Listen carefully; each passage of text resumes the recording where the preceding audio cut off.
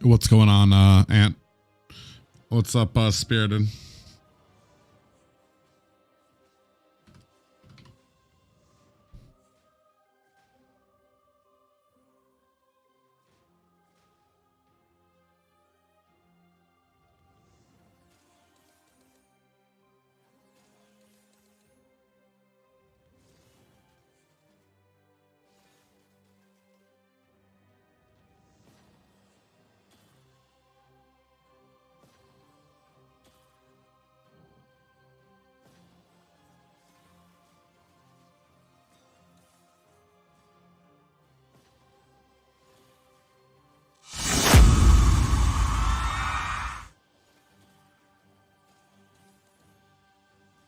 Yeah, you and me both, brother. Listen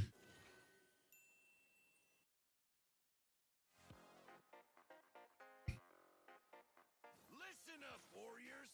The Frozen Sea Showdown is here. 8 Francos, 2 sides. Ready your hooks. Well, the rules? Real simple. Hook 'em over, then bash 'em. Or hook 'em back and stash 'em. Remember, Today's probably going to be a long night.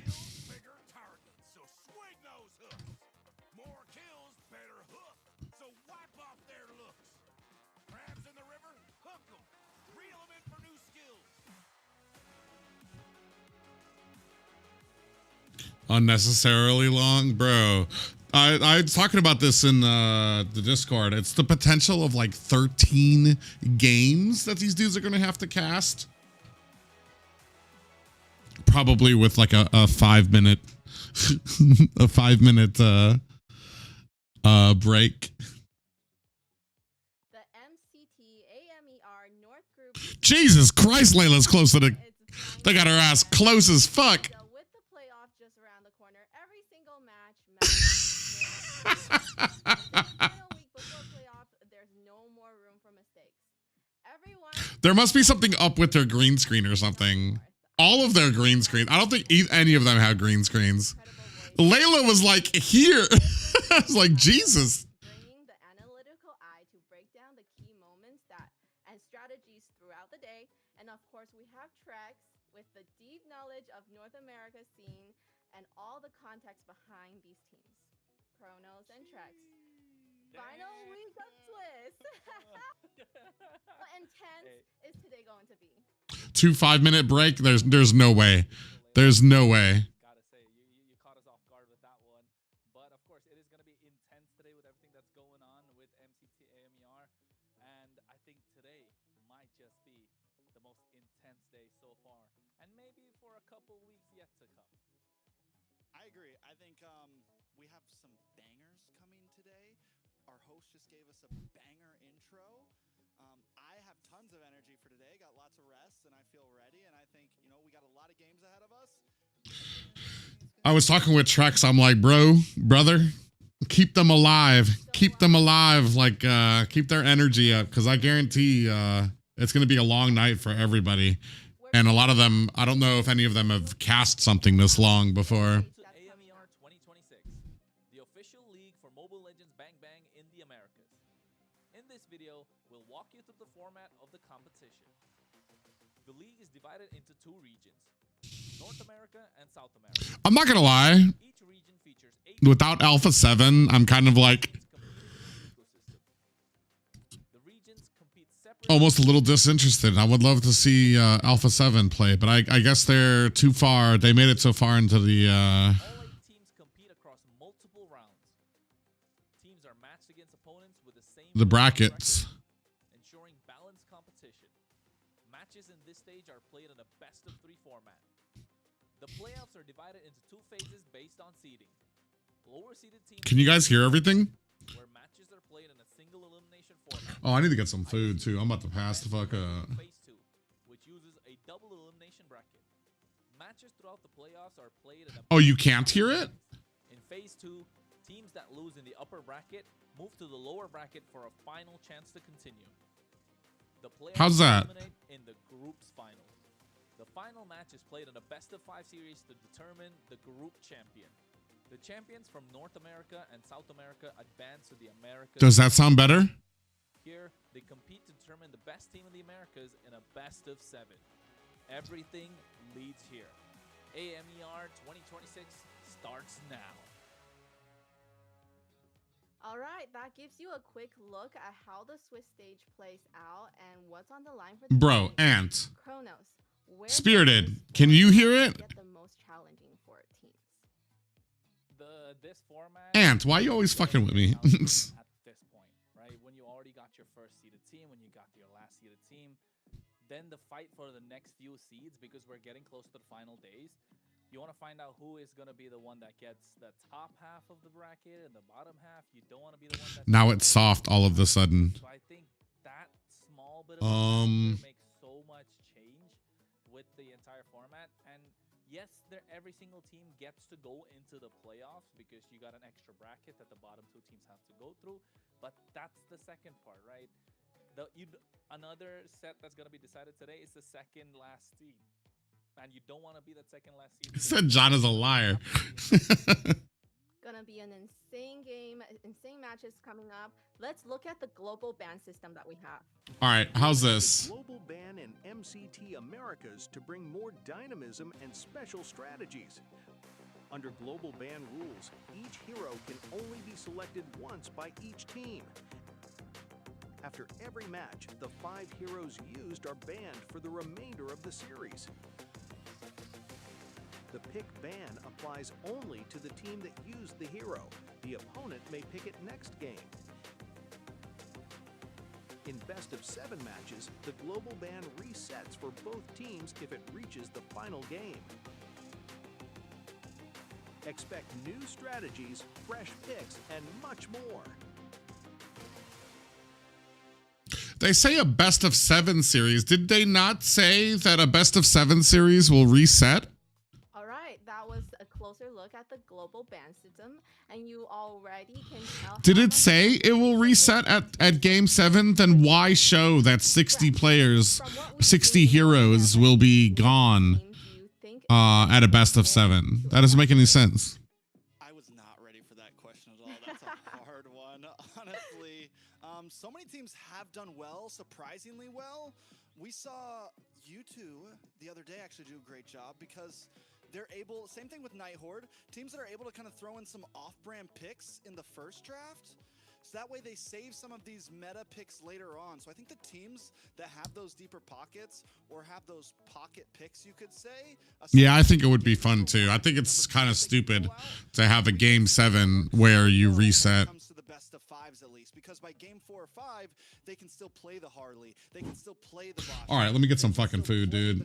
I need to get an energy drink too. It's gonna be a long fucking night. Man, I really got into Windrose too. I really kind of wanted to play that game. I thought about making up an excuse and saying I was sick or something. What about you? Guys, I can't stream the games today. And then spend all night playing Windrose. Do picture in picture. In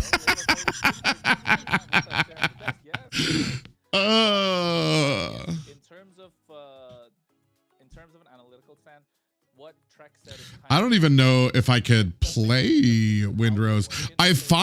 Oh my God, I finally fixed this audio issue where I was hearing feedback. The higher my graphics went, the worse like feedback I was hearing in my ears. Oh, I finally fixed that shit too. Are we not? Does he even have that in his hero pool? Are they saving it to the match point game, which we saw last week? So that What up, Deadpool? Change, that big change, it really throws such a wrench in the plans of every single team, and not just that, the coaches and the minds behind how they're drafting. Because not only are you looking at what's good and what's not, and what's so quote-unquote meta right now, it's also about the combos that you can go with, right? When you get deeper and deeper into this, you're looking at the combos that will work out. The Kacha Eves, the Khalid Valentinas, maybe even the Beatrix plus something, Kaja carries, like Kalea. Just got done with yard work. So now we're going to start seeing how these combos are. I wish I had a yard. If I had a yard, I'd have a dog. Yes, and that's what makes it so Layla's so she's so much bigger than everybody. She's gonna eat tracks. Ow. You know, so Ow. with this, All right. I feel like what I want to see eventually. The probably gonna broadcast not audio happen goes in soft when you talk. Oh, 5 or best of 3, but maybe best of as 7. it's supposed Oh to. wait, no, best of 7. Then everything gets. Oh. Okay, let's have a look at the today's schedule first. Okay, so coming up, like I said, best of 5. We have. How's this? Is the this better? We're going against Stamina, and then we have Vendetta going against Influence Rage, and then to end the night we have Leviathan versing Lion. So, Trex, what are you going? Nighthorde to, versus be Stamina. watching Nighthorde's most probably gonna closely win in this. matchup? Nighthorde, Vendetta, and Leviathan. Bro, unfortunately, South America has really kind of come up short. In the north side. And unless Influence Rage, like absolutely like, I don't know. I think Influence Rage is the only one that might have a chance if they've like completely changed up their style. Influence Rage has been this team that we've seen them do amazing and be this very macro-orientated team, but then last week they completely whiffed. They completely fell off. So I think from them, we're just kind of what was I gonna say? together. And then we have Leviathan, which might have been one of the most overhyped teams so far. Can they recover from the losses they've been taking? Leon, on the other hand, is on the opposite direction. They started off as probably most of us viewing them as possibly the weakest team, and they are looking so good right now. So these two teams are kind of crossing paths on the graph right now, and who is going to kind of take the upswing and who's going to drop down. So a lot of pressure on all 6 of these. So it drops down when I talk. I wonder if that's Oh, you know what it is?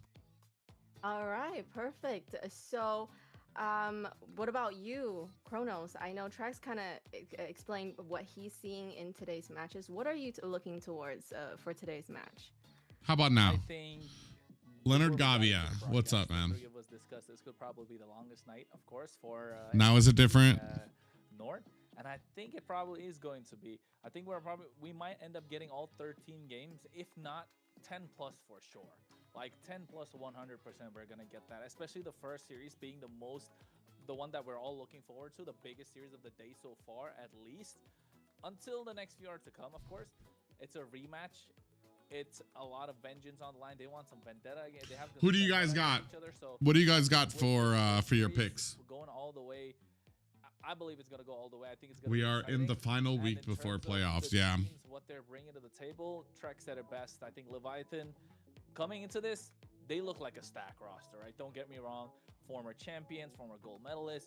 They've been Stamina, the best really? in their particular lane. I feel like Stamina's been a little shaky. I love Dez, but I feel like the rest of the team just is not on his level. If they were on his level, I feel like, yeah, maybe they would have a chance over Nighthorde. But Nighthorde has been pretty consistently his good. First series, like you said, they went up against each other in round 1, and now they're kind of trying. I'm loyal to Dez, so hey, we're gonna go do it again and see who's gonna come out on top, right? So we're gonna go right into the team introduction. And today, for the Nighthorde, we have RR, we have Merlin, we have Colleen, we have Isn't the Kaiser, team and we all have professional Kamal. players? I think so, Nighthorde is but a I also team heard so many that of us Stamina, have our didn't eyes they on at just this get point. a Merlin, the roam? problem child, A the guy roam who that played hasn't played with Rome them? Benedetta, Like, they got a roam like completely destroyed his a opponents. month Kamal before has been subbing out here and there. signups. We don't always see him play, but still, this is a team that, like Kronos likes to say, it's unpredictable. You never know what you're going to get, but they do it so well, and they have not failed yet in terms of draft, performance, execution. This is a team that's going to be a huge match for Stamina. And like building synergy with the team, that's a huge deal, dude. So this is Stamina Esports, of course. We're talking about Trex, and I think after the first one that you mentioned about, with the Nighthorde being unpredictable, this team has been unpredictable as well with what they've been putting out. Of course, looking at Instinct, Dez, Yomel, Diamond, and Bless. A lot of people have been hyping the Dez train, right? Everyone's been on Stamina Esports since day number 1, myself included to a certain extent, yes. But on day one, did we get to see the best out of them? No. We did take an interview with Dez, and we found out they weren't prepared Dez and for Bless, that they need to line next up. If they can, Benedetta if role. Dez and Bless They got can caught off align, guard. I feel like they But can do really, now, really good. You know, there's a saying: "Fool me once, shame on me." We'll see. Fool me once, shame on you, and fool me twice, shame on me. So is this the second time they're gonna get the better of them? So I don't know. We're gonna find out. But I'm definitely hyped to see, and not the fact that it's a BO3, it's a BO5. So hey, you're not gonna get fooled 5 times in a row, or at least 3 times in a row, for them to get the better of you. So it's time to, you know, show up or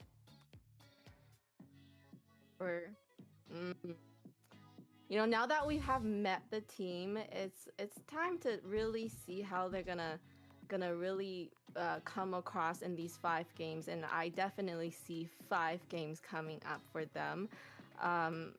For Dez, you know, he's gotten, I feel like stamina has gotten better and better every week, so I can see that they're who knows.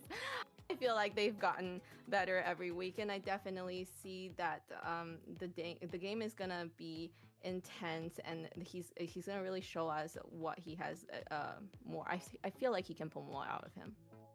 of course you're a big fan. I mean, it's honestly, it is the truth though. Dez has gotten better and better every day. Stamina themselves have gotten better and better every day. Nighthorde, on the other hand, has been consistently good. So the question is, has Stamina kind of passed that level? Have they caught up to that level? Are they going to be prepared for some of these off-brand picks that Nighthorde might bring? There's a lot of questions on the line. And the great thing about Nighthorde that we saw from them the other day is they can just play standard meta as well.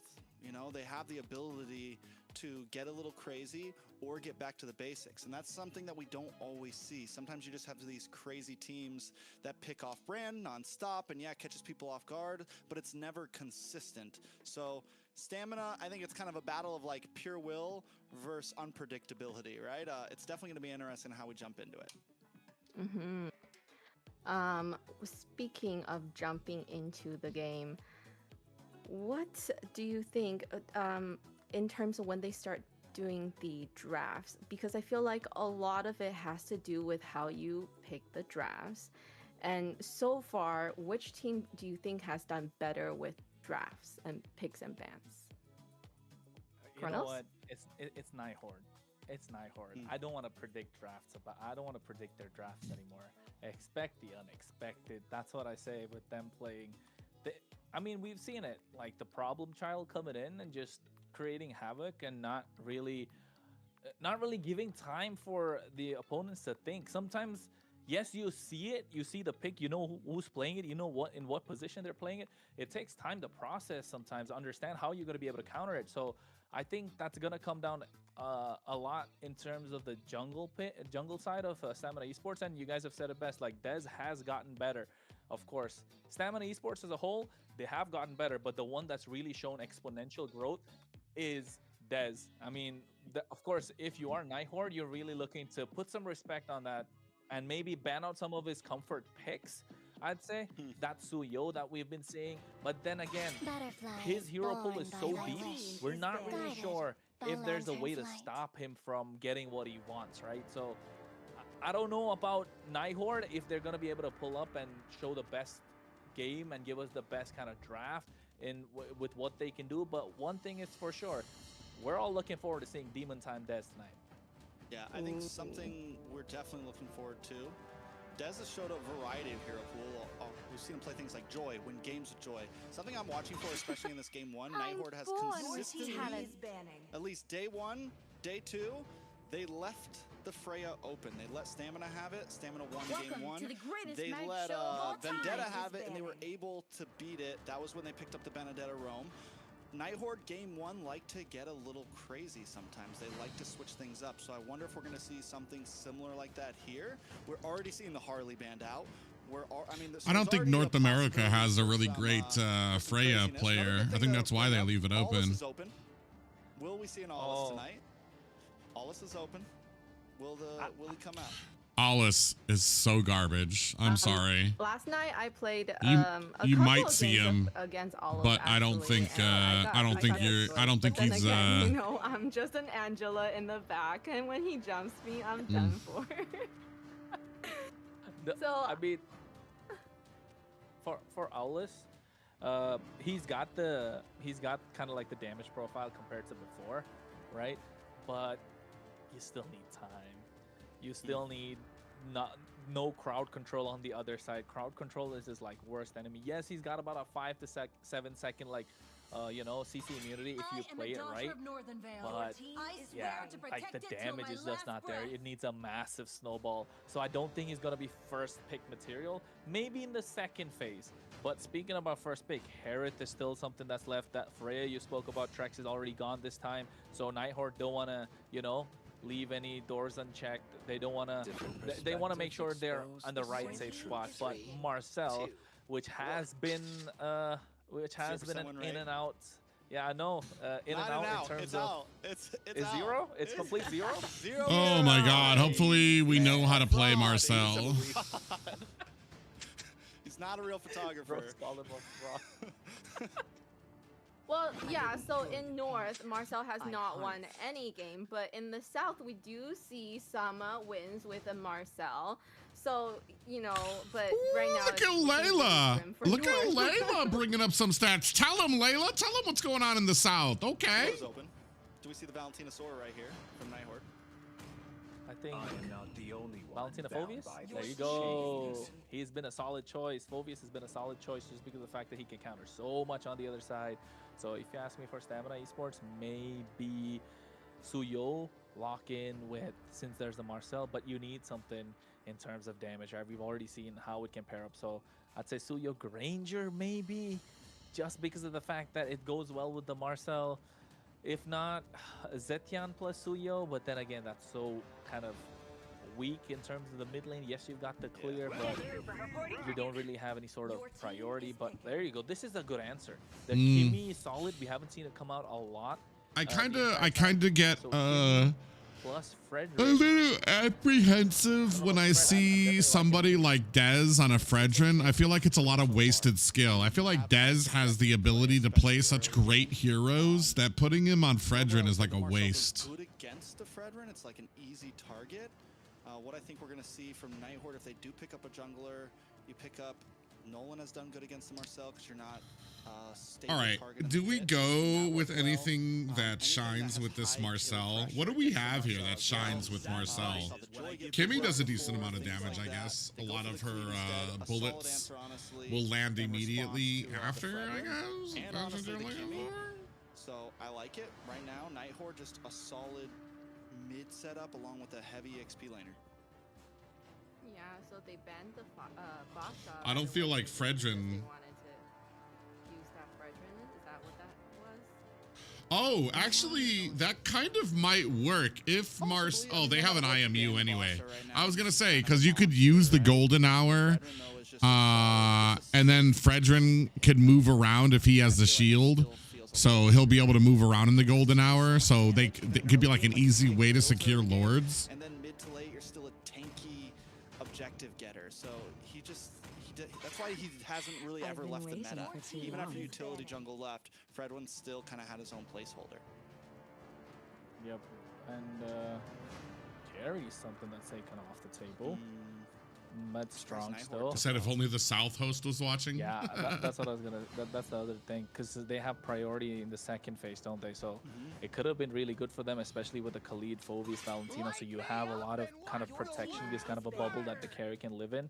So is that maybe they got some other plans. Okay, they took off. I was about to say, did they pick an X-Borg? Maybe a Granger's a solid choice still for Nighthawk, although it's not really the best pick for. Like in terms Damn, of they put the fear of sun in this team. Harith is something that I wouldn't go with if you're a Nighthawk because there's a lot of there's not enough.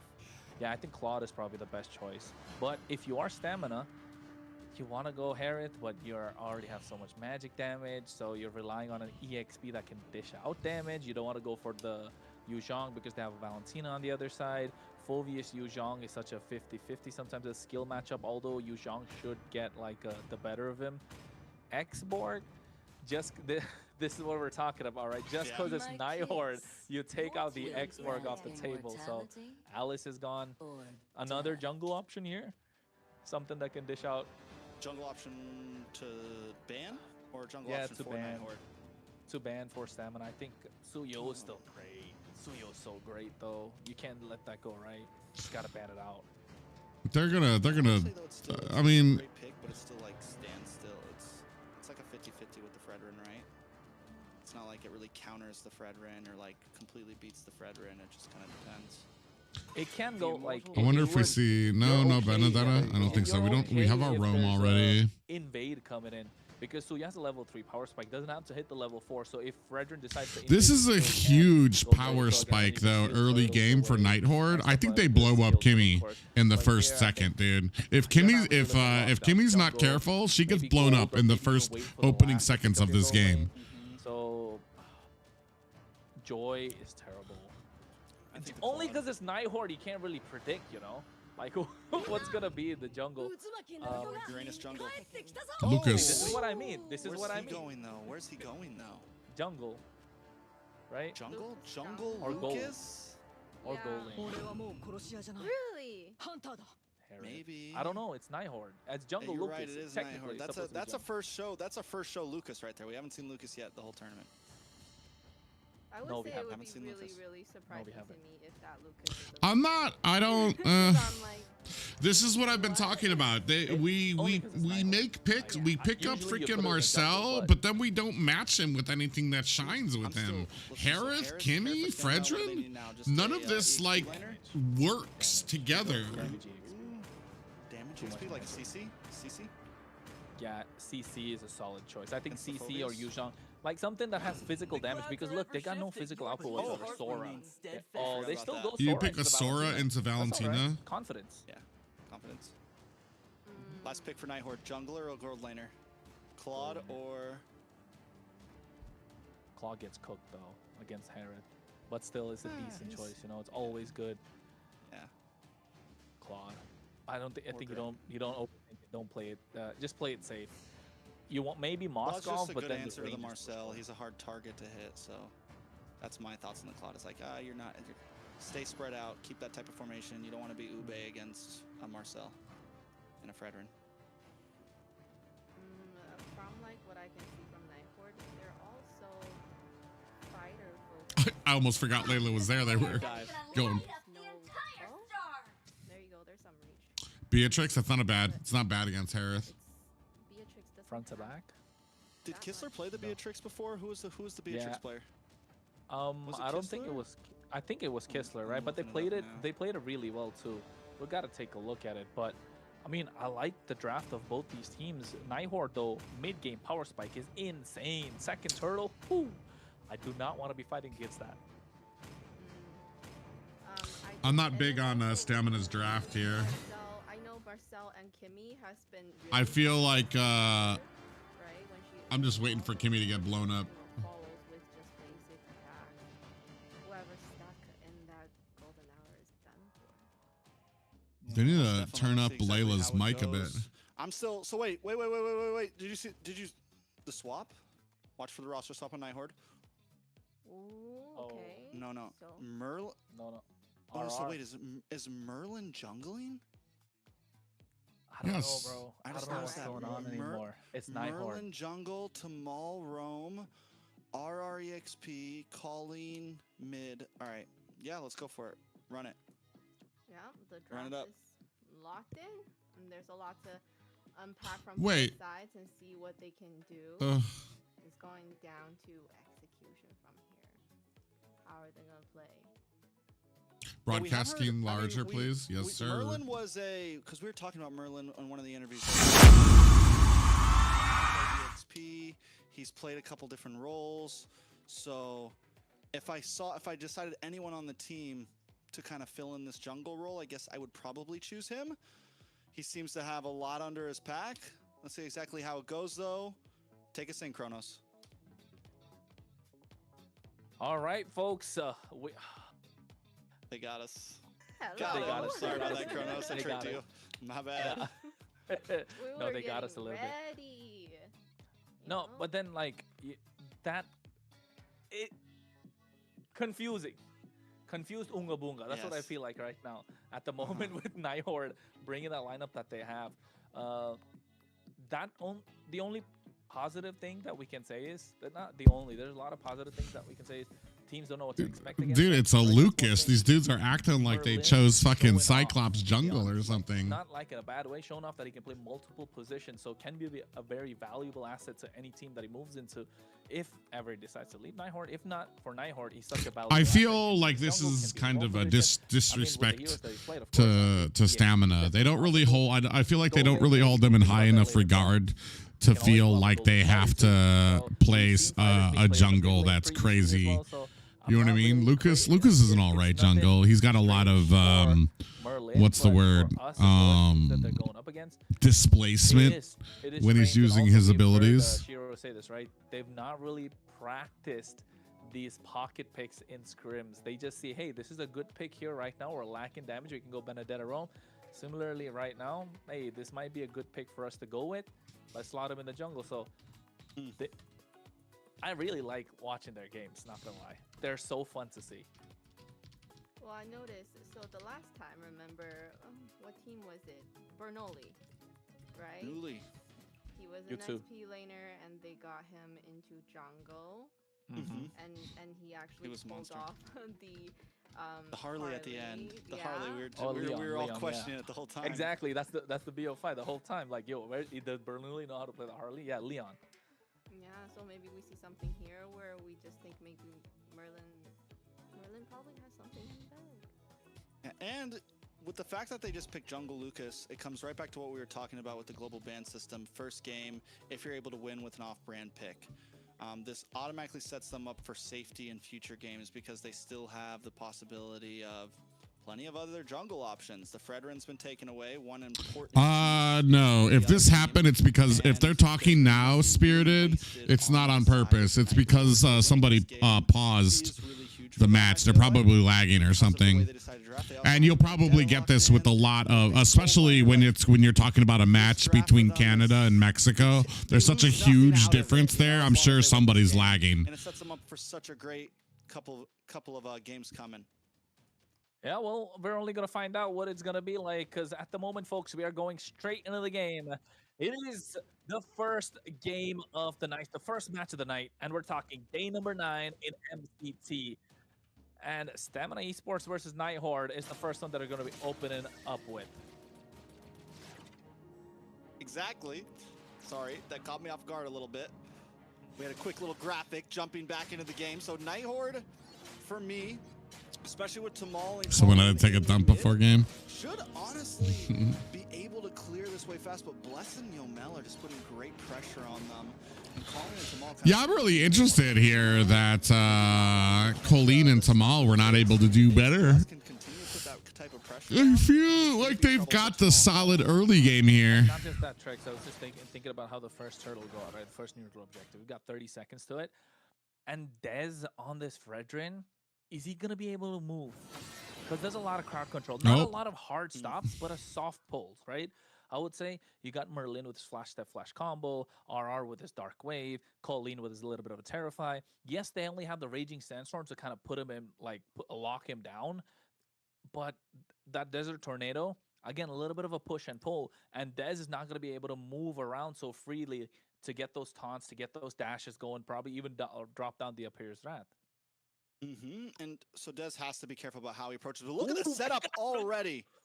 Oh, Wow. blood. Colleen Wow, that was nice. That was a big stun. 4 members too at the mid. Absolutely surprised Nighthorde there. Comes into the party, but this might be too little, too late. Flash step, Oh, flash combo cover from okay. Merlin at any point. Yes, he goes for it. But will he be able to secure the Okay, turtle? Dez locks Dez. it down, Okay, and Dez. is bonking his way, forced to flicker out. There might be another kill. Oh, Dez goes in, RR, tries to it's get a dash over. on top It's of him. over, Dark Wave son. comes out as well. RR surviving for a long time, but instantly taken down by instinct. Colleen comes into the picture, but has to back off even after the IMU. Yeah, I don't know if Nighthawk You're should have behind if you even didn't know. contested that turtle. You know Honestly, what? The moment they lose Colleen, it was such a great play from Stamina Esports. Damn Being able to you. get that pick off, you got early level 4 from Instinct. They don't rotate to turtle, they rotate to mid, wait about 12 seconds, get the pick off. At that point, Nighthawk, you gotta just give it to him. You're 3v4. There's no way you're gonna take this. Now they're gonna lose even more.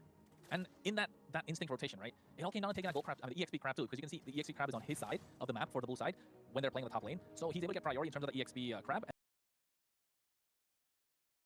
And then that small bit of EXP starts adding up. I think he probably got 1 or max 2.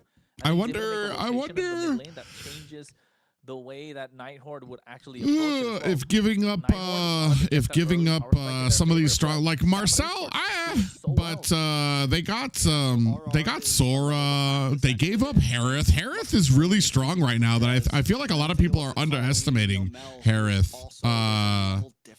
What he gets right now. And for that we traded up Beatrix and I mean Lucas. Nighthawk might have drafted themselves into It's the a two-level pooper. difference between Instinct and RR right now. What is going on? He's not allowed to clear the waves. He's got 1 right now, but essentially he's still not allowed into these fights. And the more the Phoveus is not allowed into these fights, you don't have a front line that could really be in the face of Stamina Esports. 3 seconds to the turtle. This is where you want to be if you are Nighthawk. RR is finally making his way into the party. Why? Why would you use that alt on Colleen? This is kind of what I'm talking about. Like that was an absolute waste.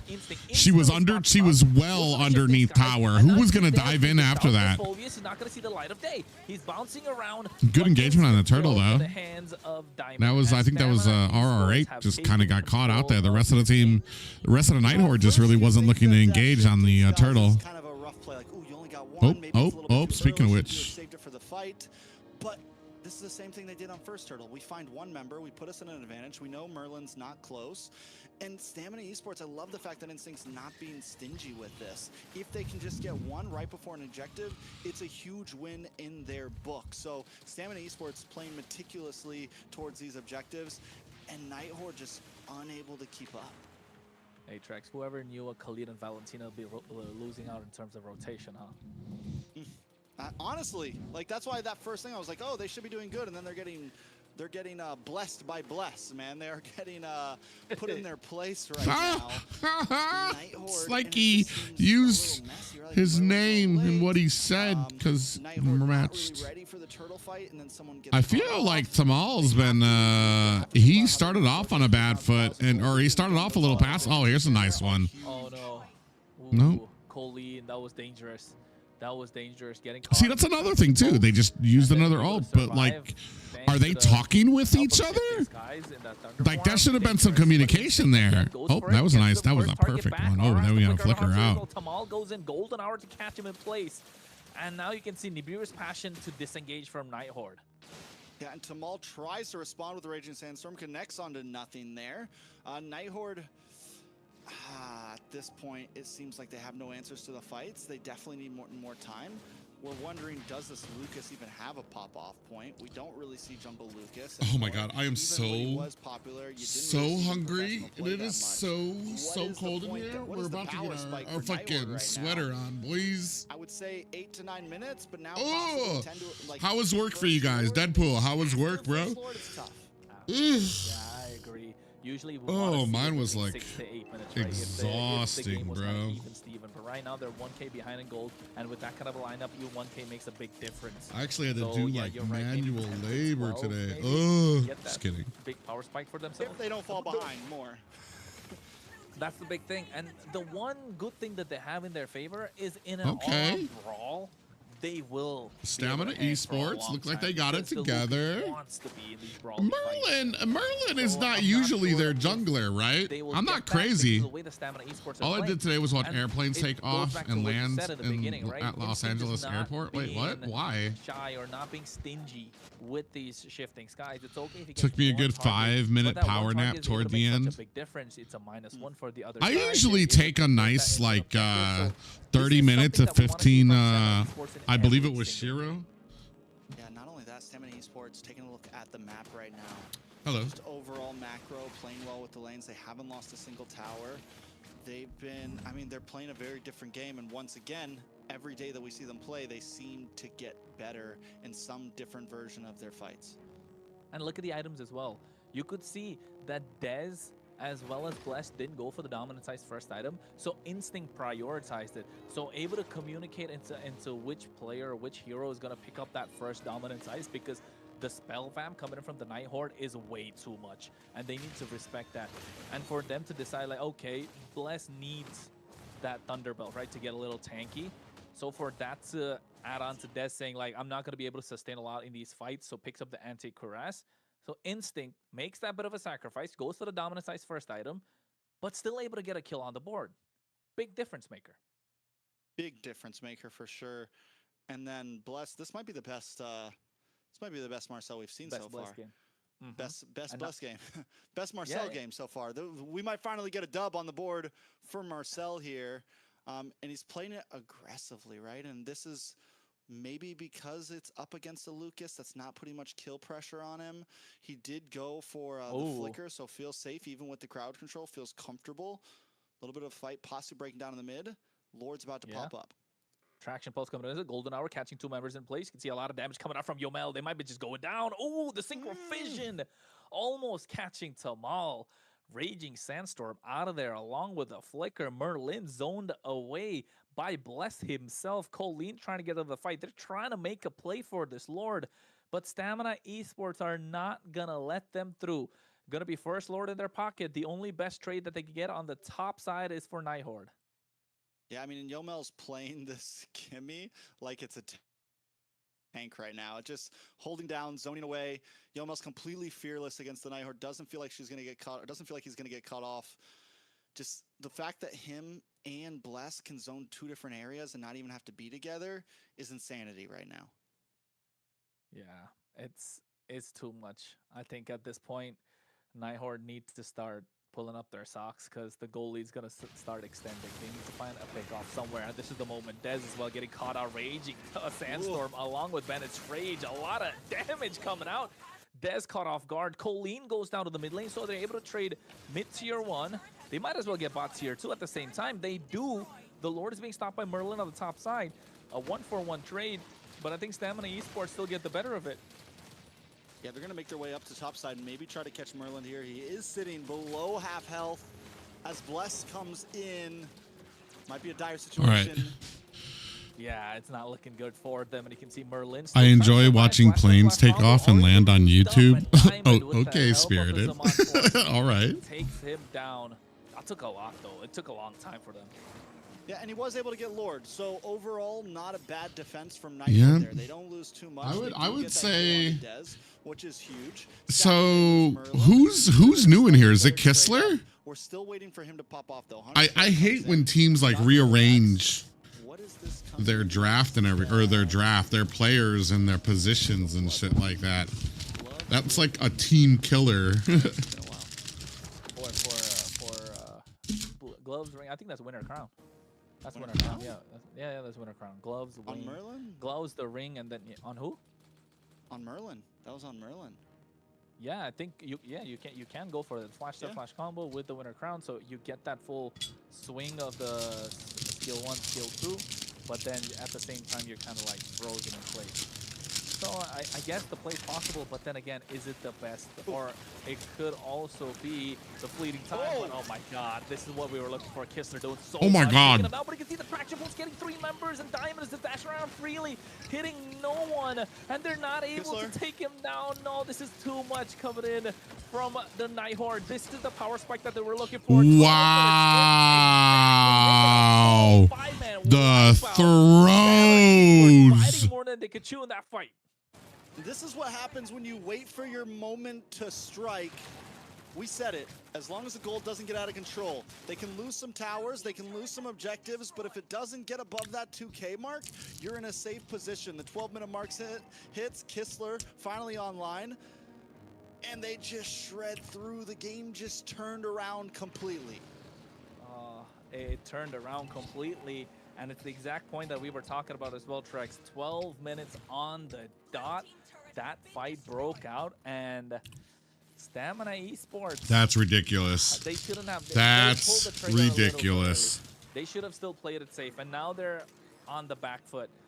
You might have spoken a little too soon about that Marcel getting his first dub. Yes.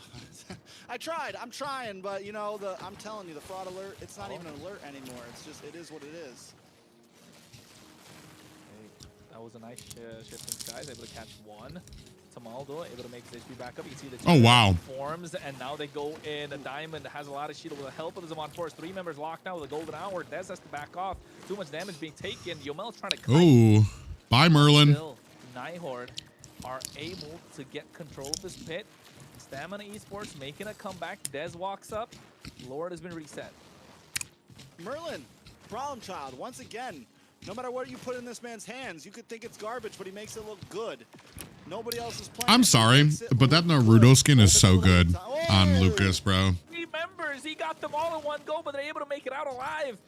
The follow-up just didn't come in so instantly from Stamina Esports. It could have been disastrous. They got the nice shift, these guys, but Dez not able to get into the fight, land the taunt, making a big difference. And again, this is where it comes in. This Marcel could have added so much if it was another roamer. Raging Sandstorm on top of Yomel, 10,000 HP. Oh on my the God. Lord. Merlin goes in, shifts direction. They want to lock it down. Bless taken off. Wow. Merlin able to secure the Lord. RR gets Dez, and now all hell breaks loose, and Nighthorde want to fight. And all of a sudden, Stamina Esports, they look like they are in shock. Nighthorde have come to play and make Stamina Esports cry. Yeah, the front line is just getting demolished by Stamina Esports. You mentioned how the Nighthorde can hang out and play. They can go the distance in a team fight, and we are seeing that right now as they knock on the front door of Stamina Esports. Front Oh, door, I don't know, man. they're not knocking. They broke it down. They want to go in. They're not waiting for anyone. Nighthorde already getting the inhibitor in the mid lane. The waves are crashing from the top side as well. The bot's been cleared Damn. off. They don't need to sink the waves, or the waves are going to sink themselves up. And now they're marching in. This might be a I little bit wonder of if discipline. everybody on Stamina I think at Esports this speaks the point, same right, right? language. You got a 5K gold lead. In comes the bombs. Yeah, and you can see What the is that, Lord they're got both Dominican, RR right? Going to the Infernal Pursuit. Lord taking on 8,000 HP. The bomb coming in, and Diamond able to get RR. He wasn't a little too deep. And Merlin going in, flash and flash combo. Bless gets hit down, and so does What Yomel. do The Dominicans Merlin falls speak? down Do either. the my do they God, have their what own should these guys language, or do? is it like Kissler Portuguese or looking locked down the Spanish? base Crystal, but he's getting zoned away by Dez. A lot of Kissler! damage down, and you can see Kissler! they find two, and now looking for one more, but the base Crystal's gonna be the target. Diamond is dancing around, and It's Tomo over. able to buy some time, but the Crystal falls. The minions were not cleared. Nighthorde in what looked like a game Stamina Spanish. Esports could make a comeback and take the game for themselves. Kissler took a risk there. Kissler took a risk there. And it paid off. I thought for sure they were about to get full wipe, but the minions were able to finish things off. An amazing finish to that game, Layla. What a Talk to me. finish, and what a start Bro. to the day. You know, they came out on top of the Spirited, you know what I finally watched like 2 months ago? I finally watched Howl's Moving Castle. I feel like is that what do you feel about that? Is that what we would say was the turning point for them? Kronos is saying who was downing them. I still don't think I've seen Spirited Away. Shot him in the heart right there. He's like, whew. I had faith in that lineup. Merlin, the problem child. Kissler, we're going to show up. No, I'm about to say, like, it would have been okay if we kind of doubted them, but Layla doubting them?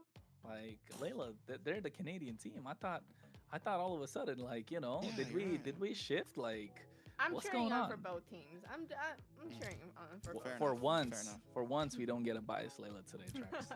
For No once. bias Layla today. She's a whole different woman now. She brought a great intro. She's not Oh. biased. I don't even know who this is. Unstable, what's up, man? What impressed you the most, Chronos, in that game? Patience. What impressed you the most? The The patience. throw. They Your knew ability all to that hang shit. on to the Not lead let until go the lead, very so end. knock all behind the line, wait for their moment, because Stamina Esports, we've seen them. They've made this mistake every single game they've played so far in MCT North, and they made it again. And Nighthorde were waiting.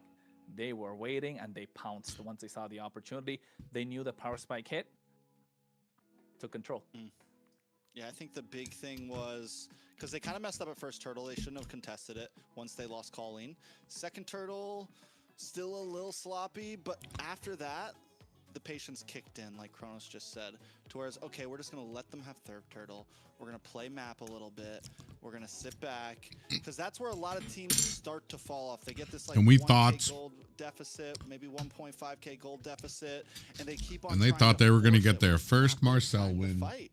And we knew when you got a Fredrin on the other team, those first objectives are tough. It's a hard thing to go against, especially with everything else behind it. So they bought time. They waited for the bottleneck whenever they were coming into those inhibitors when we know, okay, we're in a tight spot. This is where our composition can really pop off. And they made it work. And just Kistler, golly. Even without their jungler, bro. The last fight too. The last Stamina fight too, like, Esports. He took a risk. He took a flicked in. massive risk. He flickered in. Yeah. I thought he was about to flicker in the base, the fountain, whatever you want to call it, where you get health back and it instantly kills you. He was like, And did he even get the Malefic gun just before that fight too, if I'm not wrong?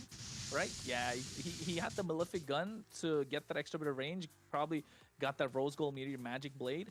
Ooh, big difference maker. Kistler, we were not familiar with your game, my friend. Dang, bro. I mean, Look at Diamond, bro. 7-2-0. I'd be so mad. How did Dez do? 1-4-5. Dude, I don't like Dez on these slow, sloppy give heroes. me the phone and let me do whatever He's I want. got the mechanical skill. Put him on Jamal something. as well. Put him on something great. We only saw him in day one, and we saw him for what, a game?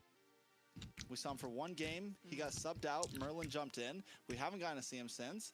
And today he gets to show back up. He was a little off at first, but ended up still coming through for the team. So Stamina, on the other hand, how do you bounce back from that? Yeah, that was a really strong performance by both teams, but you know, Nighthorde, they were able to play the long game, and let's look at the highlights from that game. Fred was picked way too quickly. Yeah. Yeah, and taking a look at the highlights as well, you could see the first half of the game completely conquered by Stamina Esports, and they were able to kind of. At this point, this was another mistake from Dez. Yes, the idea was to make sure you zone away the rest of the team so Diamond could take down that tier 2 on the bot side, but not working out as they'd like. Yeah, this is that moment. And then they did secure the first Lord, but you could see no one there to escort the Lord, essentially taking that down. Here, Merlin, you could see I think this is the moment where they kind of took a gamble, right? Deciding the Merlin has a lot of damage, and here they overextended. Diamond was not in the fight.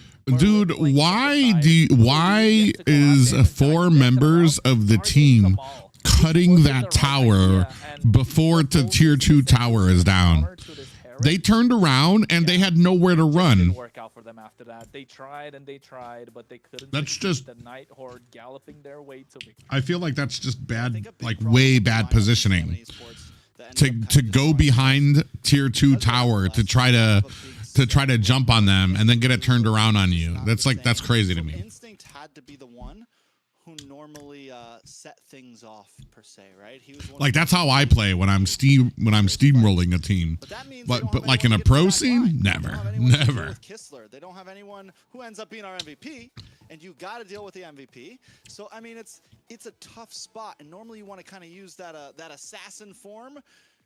Especially when you have something like a Fredrin, you have something like a Harith, you have more of these things that want to get through the front line before they can get to the Damn, back. you They have needed someone to do that no back line Fredrin, assassin, you but have no Sora, and you have no no Marcel. way at the end there to ever get to Kistler, to ever get to the main. Why is there a USA flag if he's on a Canadian team? That's a And I feel good like question. Kistler definitely, like I said, they had, 3 fighters, and so he was able to have these fighters kind of really zone for him and just make sure that he's able to dish out all that damage. A lot of these jerseys are photoshopped on, so maybe they didn't realize. I'm most excited for the very last highlight. A lot of the every players' year. pictures you'll notice are Hold like on to the game. photoshopped. You know what I At mean? this point in the game, Night Horde, I guess we're not going to get that. It's okay.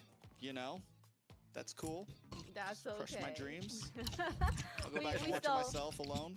we still got to see, you know, what Kessler can do. The one thing about the game, I still don't understand the Sun bans because Night Horde used Sun in their first series 2 weeks ago, and they dominated with him. And they can play Sun really, really well because they used him as like a burst mage almost. With the fact that Fredrin is not the kind of hero that would be, you know, benefiting from like a really early game aggression and then get farmed a lot to, you know, carry throughout the game like that. You honestly bring up a really great point. The past 2 times that Stamina have played, they've 2-0'd, 2-0'd, and they did kind of stomp, right? And they haven't. So is that the issue that they're falling into? If they get a big punch back in the face and kind of get a little shooken for a second, can they collect themselves, you know? And that's maybe what we need to see from them as these matches go forward. If the other team bites back a little hard, like, can they keep composure? Can they stay patient when they're losing? They can win when they're winning, but if they're behind, you know, can they get it back together? For Stamina Esports, right, we're talking Stamina, right? Yes. Okay, about to say, for Stamina Esports, I think I was gonna say, even though they are ahead, they gotta be patient still. Like, that's the problem with them. When they're behind, we'll talk about that when they're behind and when we see an opportunity for them to get there. But in this game, they were ahead, and they knew what they were going up against. I think they just took them a little lightly where they were getting, what, 10 minutes, 11 minutes in. They were kind of dominating the entire game. And then they let loose for a second. Slip of concentration. We saw that.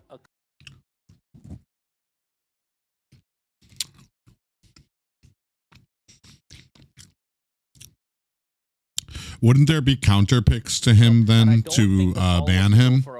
I think a lot of these drafts, they draft jungler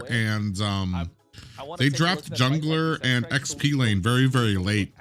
I want to say Night Horde does. Because we knew Merlin flanked from the side. Was that the reason they kind of broke out into a fight? They also go with Benedetta. That was the call to pick a fight. Because if you ask me, you would think that there are. The call was not for a fight because Diamond just uses them on force, right? And that, yes. Personally, I feel like they're abusing. 15 seconds they're abusing some of these guys. Yeah. So I think hero knowledge. 15 seconds not to have for that. I don't personally see Sun working against like Alpha 7. Or, well, did they even use it against Leviathan? It was a call to fight, but if it was, that's a terrible call. And another reason for them to kind of lose out in that fight is the Marcel. They just walked up to them. The Marcel couldn't really. I personally think there's a decent amount of counters for Sun. The problem is for your squishies. I don't know. There's no one to stop them. There's no even against Fredrin. Sun does really well, especially if you like rush Demon Hunter Sword on him. Sun does really well about getting a lot of those stacks on tankier heroes. So he like bursts everybody indiscriminately. Don't pick Marcel at this point. Yeah, it's a bait. Use a composition that works with Marcel. Stop just picking Marcel. Damn. We'll see. Maybe in playoffs it'll be the pop-off hero. Now everyone's getting comfortable letting it through. Maybe at some point we'll see in playoffs, we'll see like Alpha 7 use it or something. But even Alpha 7 we lost saw with that. it, Yeah, didn't they lost. Yeah, they lost with them. That means they were it's fraud. It's fraud. Shark had it. Shark had it. That means there's no saving this hero. If Shark's not pulling it off, it's a wrap, yo. I'm sorry, guys. Yeah. Poor Marcel, I feel bad. He's the new hero, and you Katushka Kitten is streaming. Yeah, that's crazy. A revamp eventually, but I just see a lot of the pro teams. He just got released. They just don't play. You know, revamp already. Yeah, yeah. I'm telling you, just make the ult. Listen here, Moonton. You make the ult a much slower animation time. I mean, a much faster animation time. It needs to just be like practically instant. It needs to be like boom. Okay, if it's that quick, then the duration should be shorter, not 3 seconds. Yeah. We've seen Marcel with Terizla and Gwen. Marcel with Chang'e. Yeah, I know. Bring out a new skin with him, you know, and make him real OP and just of the deal. There are good I would things get- to I use think with I would give Marcel. him a try. I would play him if he had a nice skin coming out. Not gonna lie. Exactly. What skin Okay. could he get though? Any collab? I can't think of one. Who's a famous? We're probably not allowed to talk about it. Anyways, These guys Stamina. got the details. I have no idea what's coming. I don't have so any. I'm just. gonna tell No, me a we're little just- bit of secrets. No, Anything I'm just. If we exciting? can't talk about a possible skin collab, because then we'd be talking about. Anyways, Stamina versus Night Horde. Let's reel it in. Reel it in. Reel Even though it I'm the in. one who took us on a journey there. Mhm. Stamina Esports. They're down 1. Last time they played Night Horde, they won their first game. Have they pulled off the Kalia Gwen combo? No. Stamina hasn't. I been feel able like to win when they win it all. Kalia. Last time. I'm not really sure. 1-1, lost 2. Night Horde's already The got the this Terizla Gwen combo was really good because Terizla's ult gives them like a little pop up. Have they to already help her lost out. that? Does this mean they're going downhill from here? Can they pull it together? For me, Trex, I think we know both these teams to put their all, so I'm expecting 5 games at least. But at the same time, you're right. Stamina is a team that runs off momentum. Game number 1, they had the momentum, let it slip. Night Horde found it, captured it, and now in game number 2, how are they gonna draft? Right? There's no Shiro, right? Don't forget that there's no Shiro. There's Merlin. So I don't really know what to expect anymore. All right, so we can throw that off the window, and I think if they Second draft skill to for a knock up or second third. phase jungle pick, For me, I then it's feel impossible like to draft. Basically, Merlin is the pivot for the entire. when you Night Horde use wherever they need, wherever they're lacking, in whichever part of the game they're lacking, they just stick something in the hands of Merlin, like a potato, right? Like he just you can just throw it anywhere. I was gonna say. Who's in our Q&A? Shiro never coming. He Is there a is. possibility? There's Nicolette. might be Nicolette jumping is. back in. Word on the back end. Shiro might be jumping back in, which adds even more unpredictability. So I'm actually really curious to see how our Q&A And it's just this is what does against our MWI, the MWI team that Ashley's on. Merlin. obviously Merlin. He's the problem child. I honestly, I feel like Nicolette was probably the core of that team. You know what I mean? Sadly, I love Ashley. I love Sayori and all them, but I feel like the main core of that team was Nicolette. Tamal fan. I was a Tamal fan way back. Sadly, I think Merlin. Nicolette and Ashley no longer our teammates. Yeah, there's that RRQ NA team. Hold on. That's exciting. We're gonna have to see what they're gonna pick. How Tamal performs as a roam right now. And then we're gonna have to go into our pick and ban right now and have a look. Let me take a look here. All right, so it's She rose in. Marcel gone. But why did Stamina why did doesn't they- want to let Nightheart have it? Okay, yeah. Yeah. I don't think anybody Don't in even North ban America it. is gonna make him work at this point. And no point. Save I that wonder if battle he's for like something dominating else. in scrims. I wonder if he's like dominating in scrims right now, but no one can pull it off in actual play. Probably Well- is. But you know what? Sorry. to So, cut you, who one thing is I wanted to this? say is expanding rivers. This could have been really good if Stamina had the Fredrin. This is where Fredrin shines a lot, right? In expanding river maps, where he's able to rotate much faster, can really. Apparently, there is a roster. It is it's Panda, Sayori, Arya, Ashley, and have the Fredrin for this game now. They Rui. So you know Nighthorde can go Fredrin, even though And then Nicolette is on a team with YQ, Erica, Jolly B, Well, Rylia, and Ying. I don't know who any of these people are for that team, but I know the first team. You know what I mean? I don't know anybody but Nicolette on the RRQ team. But then I don't know if you guys can see it. Can I pause this? Yes, I can. Can you guys see that? But I feel like a lot of the pro teams, they don't So there's Nicolette down there in the corner. That's the RRQ team. And then zoning and tanky type of role, if that makes sense. That's how I feel. and then this Honestly, Nighthorde is most of the roster. Like you see Ashley, Sayori, Panda. They lost in the Fanny. They lost in the Hayabusa. So that's like everybody except for Nicolette. I mean, just overall, they've done better on the more fighter jungles, just like you just said. It's something that Nighthorde really favors. So this is a great. Very position well for spoken. them, especially like I said earlier, they still have Riley, that's Jules. full wide range. The smacking while you're eating. More variety in his jungler picks. We've seen him do well. Yeah, they actually check all that shit too. We've seen him. So win yeah, on there won't be any getting away with it. Overall, Oh shit.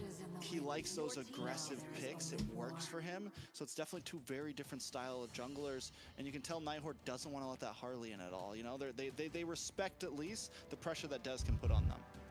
Yeah, the kill pressure for sure. And if I'm Nighthorde, Guinevere Kalea, right? Never mind. Zetian plus maybe Kalea here again, because you don't want to give that combo again to the other side. And we know Instinct, or rather Diamond, is going to be running that. Is that shit on Grok maybe? Carry. We know Bless has played really well on the Kalea. Yes, he's had a terrible game, but 0-9 something. But that he was the reason they walked out with the victory as well. Nope, they don't. I think that'll be they wanna really apply interesting to see pressure. how those teams That was coexist. Zetian. I don't know if there is RRQ. That's an NA RRQ So, NA. Stamina is Oh, it has to be because Aiko's managing them. Kalea, Yeah. Still a solid option for both. You get to dive into the back line. You can single somebody off. You give more power in the hands of Diamond to get more pickoffs. Unless they want to prioritize mid lane here, go balance. I wonder what caused Nicolette to leave. I feel like Basically, because that's her entire team that won that won second place. You know what I mean? Except for her. And I mean, no disrespect to the other girls. I'm sure they're great players, but I feel like Nicolette is like leagues above them as far as a player goes. Okay, so some range. So I'm a little curious Pretty 50-50 in terms of how well it's done. what happened or why she went with a different team. I guess I don't know. And possibly out-rotate the Zitian with the wings by wings. You can make some quick plays, and that's pairs very well with Stamina's aggressive. Private, do you think I should get a fake passport? From Nighthorde here. Finally, a Farja pick. I think they're backlining There's been I thought there's been plenty of Farja picks. She gets eaten up though, bro. I agree. Unless you are like so far in the lead, I feel like you get chewed up. If you're on the back foot, you're always going to be worrying about Zeshian and Alice. I agree. They're definitely getting touched. I'm going to use that line today. And you said they're gonna get tapped as well. Yeah, they're gonna one get- tap. One tap, two tap. No, there's no one tap touch, on their side. Touch and go. Touch and go. Pick and roll. Nighthorde look much stronger. Nighthorde do look much stronger with the quad. It's basically a front to back with the Zetian being there, but more dive options on the side of Nighthorde.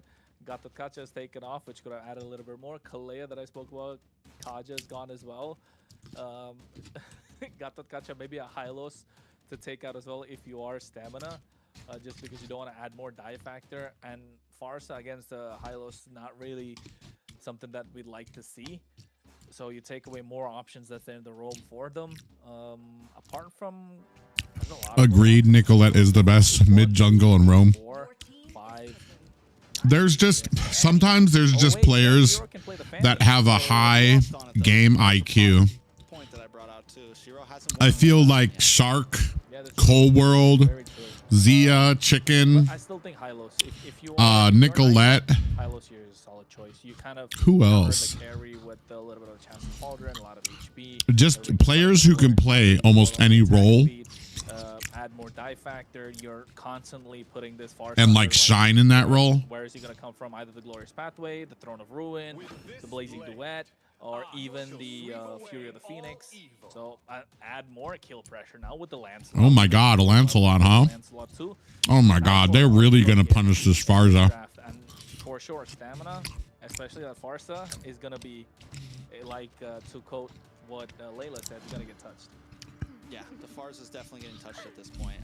It's going to be a problem. But we haven't seen this. Does anybody remember that game that I think it was either To happen, I feel like it's one of those picks that could possibly deal with the it was Harley. either Pick it up front, so Ashley or Nicolette played Farja. before your final pick. I think I don't remember. Was it NACT Exactly why. or was it Oh! Yo, this is crazy. really interesting? Everyone's getting But against Ashley or against the Farja, the enemy team literally drafted 3 assassins. I think it was Lance, Hayabusa, and Saber. And Saber was the roam. And I just remember the game. It was one of the girls. And I remember them going like 0-12. And I know they were raging, but I felt like the entire draft was specifically just to piss her off. Because like she would dodge the Hayabusa, get out of the way of the Lance, and then suddenly out of nowhere there's still fucking Saber coming in with with his triple sweep. Just like Jesus. Lineup for this game, game 2 out of best of 5. Who do you think is gonna do well this game? Oh, it wasn't Hayabusa. I think it was Natalia. It's a lot. This is it's for me, even though Nighthorde's draft seems really cool and interesting and has R is a monster on this Alice, there's so many combo possibilities here. Stamina Esports is still very straightforward and could catch a win. We'll see exactly how we jump in, but There's a first, lot we're of gonna get catch these potential. Chronos. Bro, there's a lot of initiation on the side of Nighthorde. Who's the initiating factor on gonna be the one to sweep the entire Pause game again? away. Pause game? Oh wait, they're both the same one and the same thing. Either way, it's game number 2, folks. We're in Stamina Esports versus Nighthorde. I'm a little distracted by what Layla said. Can't get that off my mind. It's got me laughing the entire time. But one thing we can focus on is Merlin on an Atlas. And we're gonna see, I wanna see a massive 5-man Fatal Link. This feels like one of those games, one of those anime music videos where you've got an Atlas that could go for gets 4 people, but at the same time, if Bless is gonna go with the Kufra and get a 4-man clap with the Tyrant's Rage Revenge combo, ooh, sweet. Please. It is. We get to see that.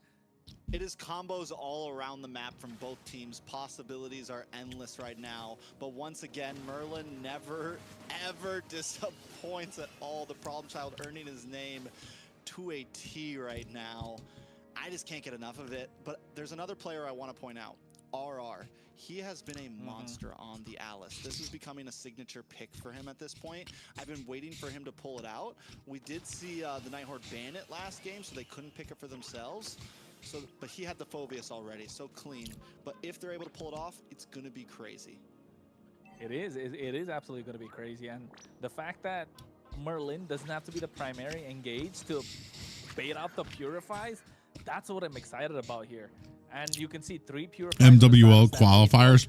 I think that's going to be interesting. I wonder if not scared of Bless whatsoever. You can dive in. You can get our 4-man clap. We're okay. We've got our own. if they're going to meet at the MWO qualifiers, MWI qualifiers. Going in as well. An instinct. Yes. That's actually supposed to be happening next month really quickly soon. But that's not the problem. This is Merlin. He walks up. As the moment he gets a split on, there's nobody able to stop him. Merlin has to flicker out of harm's way. There comes Fury of the Phoenix. But look at that. Taken out. First blood. Caught in place. Shiro able to get this turtle now for free. And actually gets a kill on the board for them. We're already seeing the pressure applied by RR. We're already seeing the pressure applied by Merlin. The possibilities of this composition. Kissler in a little bit of trouble. Blazing Duet does come in. Should just be a trade-off, nothing major. But we're only 2 minutes in. We haven't even seen level 4 Merlin yet. But that Throne of Ruin, they don't have to catch everyone to Purify. You just give Dez the worst game of his life right now, and you take the dub. So Stamina Esports... Did he just use... Oh, I thought he just used Retry. Every single neutral objective. Luckily, Dez just got his purple off. I thought that was a steal for a second. Yeah, I thought it was going to be Grand Theft Purple. And not just that, Trex, like, the other thing is, Yomel's Feathered Airstrike can be canceled out by a Fury of the Phoenix from anywhere on the map. So Colleen essentially can be the base crystal, pop that skill, and all of a sudden, Feathered Airstrike neutralized instantly. So maybe if Yomel's not in his element today, that Purify could be popped after. That's another way to bait it out. A lot of possibilities from Nighthorde. So clearly you can see we're kind of liking the Nighthorde's draft. The more and more we read into it. But for Stamina Esports, they not sure how this is going to work out. They're really relying on Bless to get a massive set. Instinct has to put has to create a lot of lane pressure. And the mobility of Nighthorde is just not going to allow that to happen. RR can go in, get out whenever he wants. The same thing with Shiro. You're basically not going to be able to touch Colleen whatsoever. The only possible way is the Feather Air Strike, but that can be canceled out so many times. And now he gets a Lightning Crunch in as a first item. Yeah, I think Instinct is going to be huge here. If he can be the harasser to Colleen Kistler and kind of stop them from getting engaged in the mid to late game, it can be kind of the saving grace a bit. You point out such a great point to the fact that Nighthorde. I don't know, boys. I don't think we're gonna make it through the whole night. You have literally 3 different huge stuns on your side. It's a tough spot. Might have to watch him during work. So the way they approach these fights is important. Same thing with Yomel. You got to time that ultimate. So much here for Stamina Esports. They have to be the ones who have to think very hard, I feel like, about these fights. Dang, it's just Instinct by himself trying to hold this up. You just hit buttons, essentially. You jump in and attack. So let's see exactly how it goes. Colleen takes a lot of damage there, right before Turtle. And he's able to flicker out too. No, he still has the Fury of the Phoenix. And like you mentioned, Instinct is going to be huge for Stamina Esports. He has to apply the pressure. He's going to be the one to tilt the balance in their favor. So, and for Stamina Esports, it's like thread in a needle. Nighthorde, they have plenty of options in terms of win conditions, multiple sets. They have a big AoE damage with the Blazing Duet covered in as well. So it all comes down to how are they going to pick these fights, Stamina Esports, who's going to be their target? Because the moment they find a target, they need to lock it down. RR already being such a problem. The wave clear on their mid lane is great with Colleen being present. You spoke about him being wow. He went back to base and came, but bro, where was the team? Target Throne of Ruin catches nobody, but this is the layering of skills that we were talking about. Colleen, though, no flicker, a little overzealous, and Dez instantly punishes. Yeah, they still have to be careful for sure. Dez needed that kill, so it's huge for Stamina Esports. Look for those little moments because the Nighthorde wants Princess. How you doing, girl? Oh my God, Yomel. Merlin's still going for him. He wants it. So no Purify for what, 80 something seconds here. So they need to find a way to kind of capitalize now. Yomel's gonna have a big target on his back, and with Colleen essentially handing over a kill to Dez. This is elimination. Nope. Last week before elimination. Bait out a couple of flickers and then pick up. Or last week before playoffs. Nighthorde need to wake up if they need to bag this game. Still a level and a half gap though between Shiro and Dez, and Shiro just keep on farming, keep moving. Dez. Shiro's back. I'm stupid. Merlin and Colleen. It's tough. Bless. Picking something like the Kufra means you can't really get Merlin. I'm gonna be out on the weekends. My sister is turning 18 this Sunday. Oh, nice. You're gonna be out on all weekends? That's making Dez even more slow when it comes to moving around the map to farm. And not just that, right? It's not like Bless is gonna be able to out-rotate Nighthorde on this Kufra. Kufra is more of a pick where you're waiting. You're relying on predicting the rotation or like outthinking the opposition and where they're going to rotate and catch them off guard in midst of a rotation. So a lot of boxes to tick, like you mentioned, Trex. But still, it's not impossible for Stamina Esports. They're still holding their own. Shiro goes in, puncture, able to not catch anyone wings by wings out of there. Oh, that could have been a little nasty. Yomel, though, doesn't get a lot of threat in terms of what could pop his Purify again. Will we see them actually try to go for this turtle here? Dez still at a level disadvantage. Moving the retreat's a little under. All right, there you go. Tyrant's Revenge. Able to catch 3 members with the Rage, but he has the Fury of the Phoenix at the same time. Shiro gets the turtle. Instinct able to buy a lot of time. Dez doing a lot of damage, but they're super tanky. Shiro finally goes down. Dez gets one, but here comes the Blazing Duet from Kistler. And they trade 1-for-1. Gold for jungle. Stamina Esport walk away with a slightly better trade. No turtles. Ugh. Saturday and Sunday. Ooh. Have fun, princess. Wait, you're not gonna be able to watch me? God damn it! I'm just kidding. You'll be. does a great job at keeping Dez away. Dez still able to hold it together, and he's tanky enough to still take those shots to the face. And even after losing Turtle, he finds some kills. So Dead playing well under pressure. They wanna get this tier 1. They want this tier 1 desperately, but RR makes his way. They're not gonna let that happen. Shiro goes in, puncture. Bless the bouncing ball for disengage, but on the top side you can see he's charging up, trying to get on top of Kistler as well. BMI gets out of there. Throne of Ruin coming in, catches 2 members. I don't know if they want to go for it. They do. Blazing Duet comes in as well. Wow. Diamond takes a lot of damage. I think he's gonna go down. And yes, he does. Kistler able to get one. Oh, RR again going in deep, zoning out Bless. Yomel can't do anything, has to get out, but Dez trying to make a sandwich out of Kistler, able to use the flicker, gets out of harm's way. Feather Airstrike comes through as well. Now Merlin makes his way. He has the Fatal Links, and I think this is going to be the moment where he wants to pull the trigger. 3 members, it could be crucial. Instinct is the one that's going to get caught. BMI from Kistler, they're trying to get the damage down. Purify comes in, but he can see with the Fatal Links, it's not going to be possible. Colleen gets him down. And the Night Horde are now starting to show up, and Stamina Esports. Yes, since the 3:30s. Since this tournament starts at 3:30 a.m. Jesus. He's tapping him. My boy's bobbing and weaving. Oh my God. We did not recognize his game. The guy is on fire. I was a little worried about the flicker pick. I'm a big Claude Purify kind of guy, you know? But the BMI plus the flicker, the way that Kistler moves, you already know he's an aggressive gold laner. Dang, he's already got his Trinity build, bro. It is fucking over. And he's 2 levels above Diamond right now. Quick match.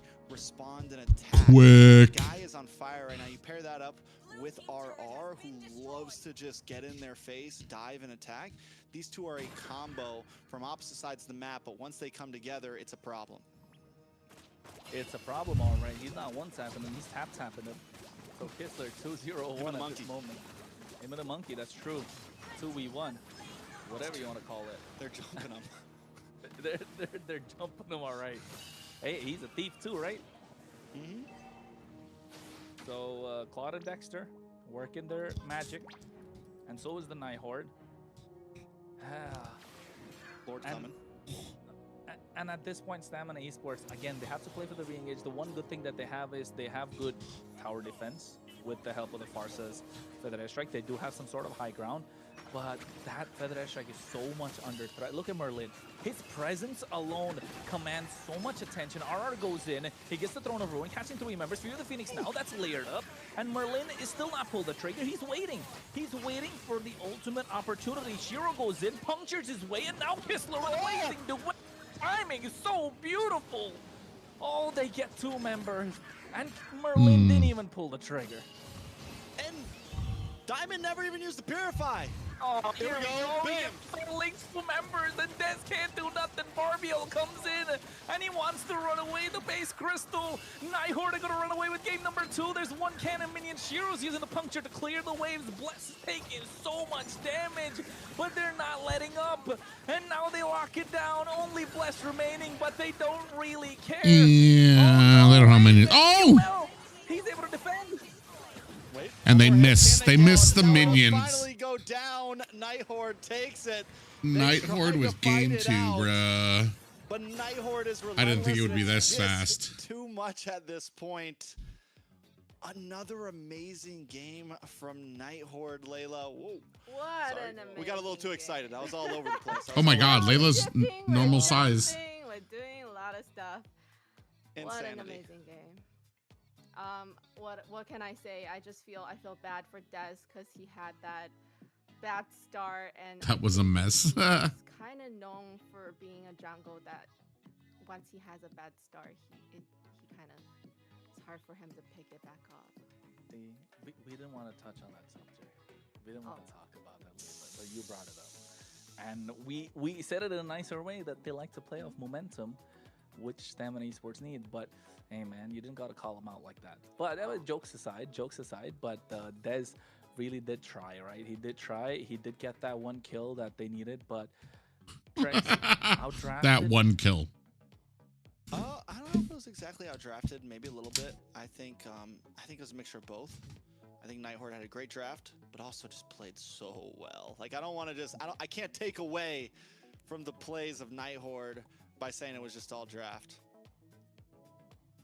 Yeah, and then we're gonna go look at a little bit post game of the stats that happened in the game.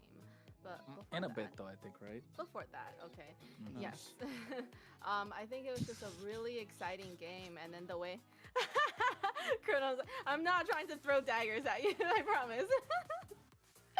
Let's look at the post game stats. Post-game stats well. are looking good. We ended that with, what, an 11K gold lead on the side of Nighthorde here. And just so many players showed up. But for me, it's definitely Kistler and RR that are the heavy focus. Kistler at the end there even picks up the Wind of Nature just so I can be even more aggressive. Doesn't pick it up as the last item. Picks it up as the second to last item. I mean, this guy's dominating too. He's 5-0-4, and he's still like, I'm going to pick up the Wind of Nature because I might want to do a crazy blazing duet under all of your towers right in your faces like he did on that final fight.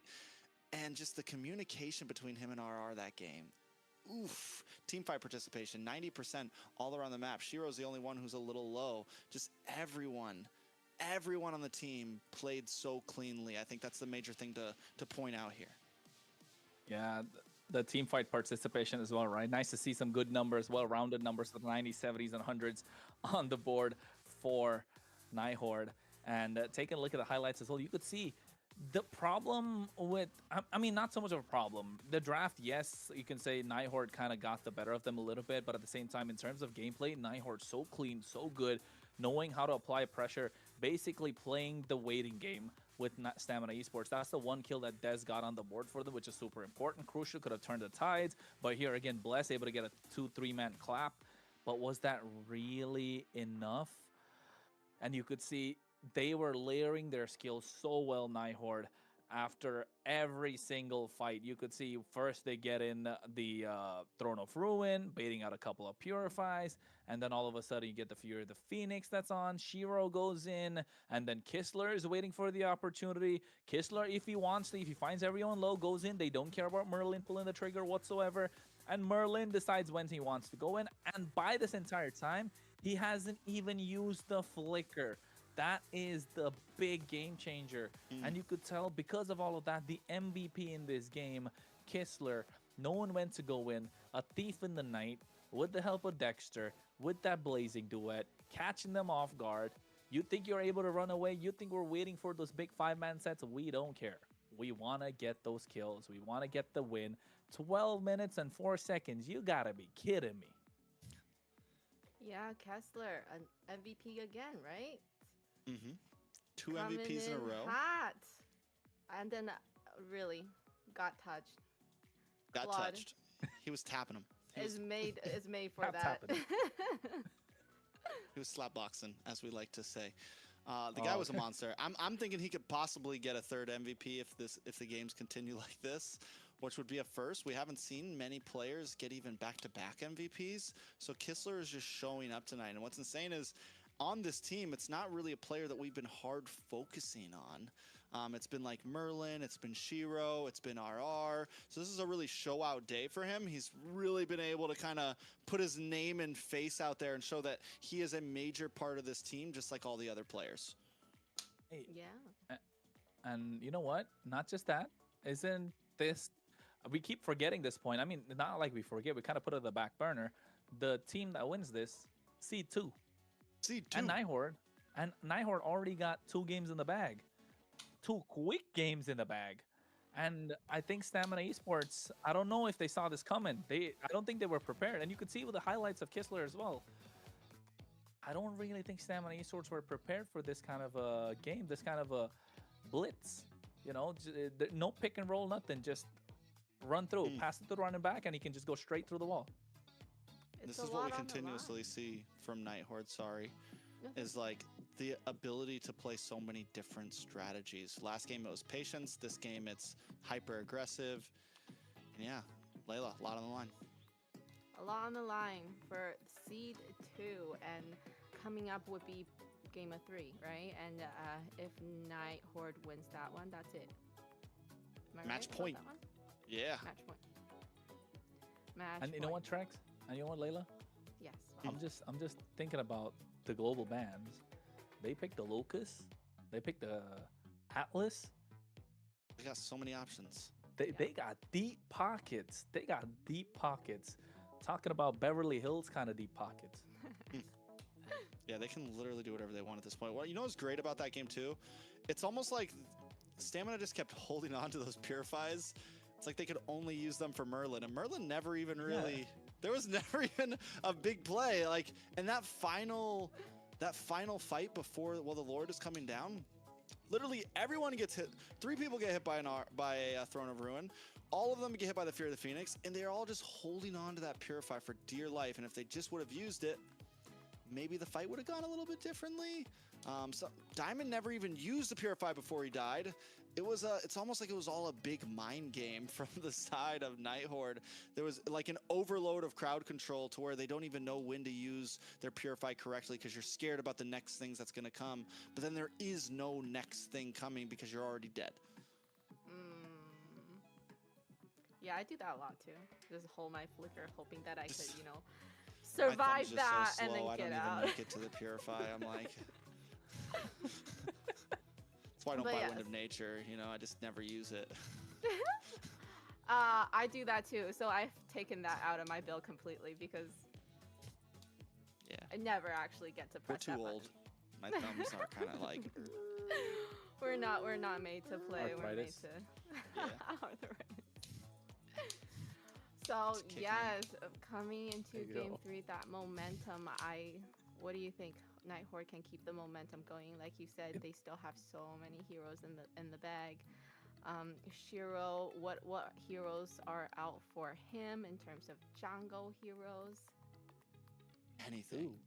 You I'm can more pick wondering, anything. what does Stamina do? Do they finally maybe swap to red side and try to get like a heart? I don't know. It's tough.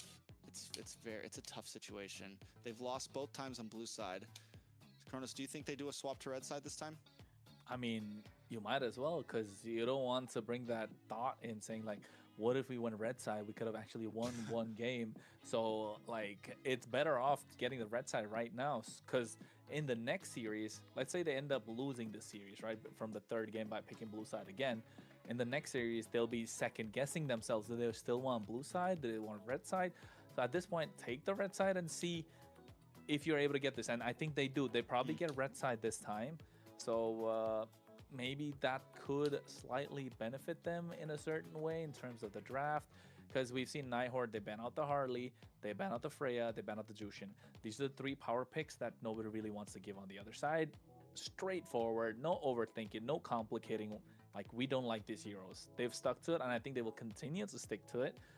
Although they didn't mind giving away the Poxia, it didn't matter if Stamina Esports banned it or not. I feel like those are the 3, they just want to stick with it. And now with Nighthorde being on the blue side, they can still play around. They still got a lot of heroes that they can choose to, they now, like, they got a lot of heroes that they can play around. So they can dictate the pace of the game. And beating a Leomord in expanding rivers, yeah, I don't know, man. I don't know. Nighthorde got into the head of Stamina Esports. And so Tough spot. with the picks, right, they've done really, really well with the drafting. What do you see for Different 3rd game for perspectives Stamina? expose the What same can they truth. do in terms of there goes Welcome Mark to the Wall greatest back night again. show of all time. Is banning. Don't waste And they that do gun, take my red side friend. though. Stamina takes red side though. So, Mm. but honestly, yeah, maybe. I mean, then it's tough now. It's match point. Do you want to risk the fraud alert and match point? I think you let those picks through, and that's what Nighthorde does well, and they know how to play their game-to-game draft. Like, ooh, what can we try in game 1 when we have plenty of opportunity? Stamina, you don't want to. Do you do a crazy risk it Hail Mary play, or do you just kind of keep it simple here? I don't know, Trex. I don't know, because I'm looking at what Nighthorde are banning out. Jushin's left open, Boxia's left open, and don't get me wrong, yeah, Shiro's got deep pockets and so do Nighthorde, but Boxia is such a no-brainer hero, to be honest. Such fast rotations, so such team involvement. You don't need to buy any sort of anti-heal till what, 5th, 6th, 7th minute maybe. So All right, take we're away back, all sorts of boys. early pressure that could really kind of put a stop into Colleen as well as Merlin, and that's what they're doing. No Hilda, no Khalid, no Harley. Jushin's taken off this time from Stamina Esports. Boxia's left open. I don't think Nightheart want to let that through. And for all we know, they'll probably give Boxia in the hands of Merlin just to play in the roam position too. Yeah, I think you just pick up the Basha right away here, right? No brainer. Got to. No brainer. Keep it simple. So with AMER Stamina, Esports was what is on the the approach ropes there? in game number We 1, have- but just when they needed it I'm most. not really He's hugging them. with- He's gonna give them a hug. Bear hugs. No. Heretic from Nighthorde. For the first pick. Worth it though, because Stamina can't pick it anyway. No, it's weird. It's very weird. Maybe still It's, like kind of hiding their maybe they're- composition a little bit. Yeah, or maybe they're just like, what is Stamina up to? Why do they want to give us this Basha? We're not falling for this. They don't think about any of this. To them, it's all just like, interesting. Blue pick? Blue. I was just gonna say we haven't really seen blue, and blue has been picked and Our picked cosmic a blaze lot, will and never be From the extinguished. games that I've played, They I've still don't seen want to pick it. we lose. I usually lose to a blue. It's horrible. Nope. The head game right now. It's the mental battle. Yeah, No, yeah. we're also not We're doing not. Basha. We're gonna take the glue. But they pick which is counters. an answer to the Basha. Claw Both two. teams just keep picking Basha counters. They pick carry here. Imagine. Oh wait, they got Herod. Can you stop the count? I can't have Des lose. Oh no, they have hair. Yeah. Sorry, Layla. Go. No, that's okay. I just think the Nighthorde picks are. Are the definitely- games on a timetable? No, they're not. They just wait until the next game ends and then they immediately go into it. So there's no finishing. Like there's no that we're gonna have to wait because the team doesn't start for like another hour. They're playing Herod jungle. Yeah, this Well, is Nighthorde. They're playing This is it. Nighthorde that we're Yo. talking about. Can we check the production? Is that the right picks? Like, are we gonna see a Herod jungle? Because on the other side, they pick a Phobius, done and dusted. The Herod's not gonna be much of a threat. Phobius is still possible from the side of Stamina Esports. They can pick it up. This is crazy from Nighthorde. They're blitzing both sides, like early, strong, powerful side lanes. And the best thing is Lapu can go both gold and EXP, so can Yuzhong. So you're really alleviating any sort of pressure that could come from both sides. And now Dang, we're not even gonna early get to in a the second row of and then you're just playing a one. At least you don't have to wait, yeah. With this Herod, what? Are we back at M2? I don't know. They're showing their cards too Mandala early though. blossoms from the In fact, withered they could have tea. picked up the Yuzong later, the Lapu later, and then showed this. But now the fact is, okay, we know you're going two fighters. Still questionable. Like maybe it's a Harris jungle. Maybe I see it's- Private behind Layla. Like, there's still a lot of possibilities with these two picks. Sneaky, sneaky. Don't tell me that, please. Are we Yuzong really Rome, looking bro. at you? A Lapu Rome? Possible. Lapu room? Maybe.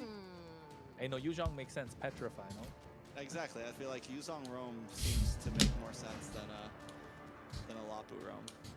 Imagine we clip this one part and then like they put up a video of the Clippers. Well, Clippers, if you're watching, MCT AMER North, MCT AMER. How you doing, South. Booyaka? How you enjoying the games here? Start doing, start spreading the love. You know, we're bringing a lot to MCT.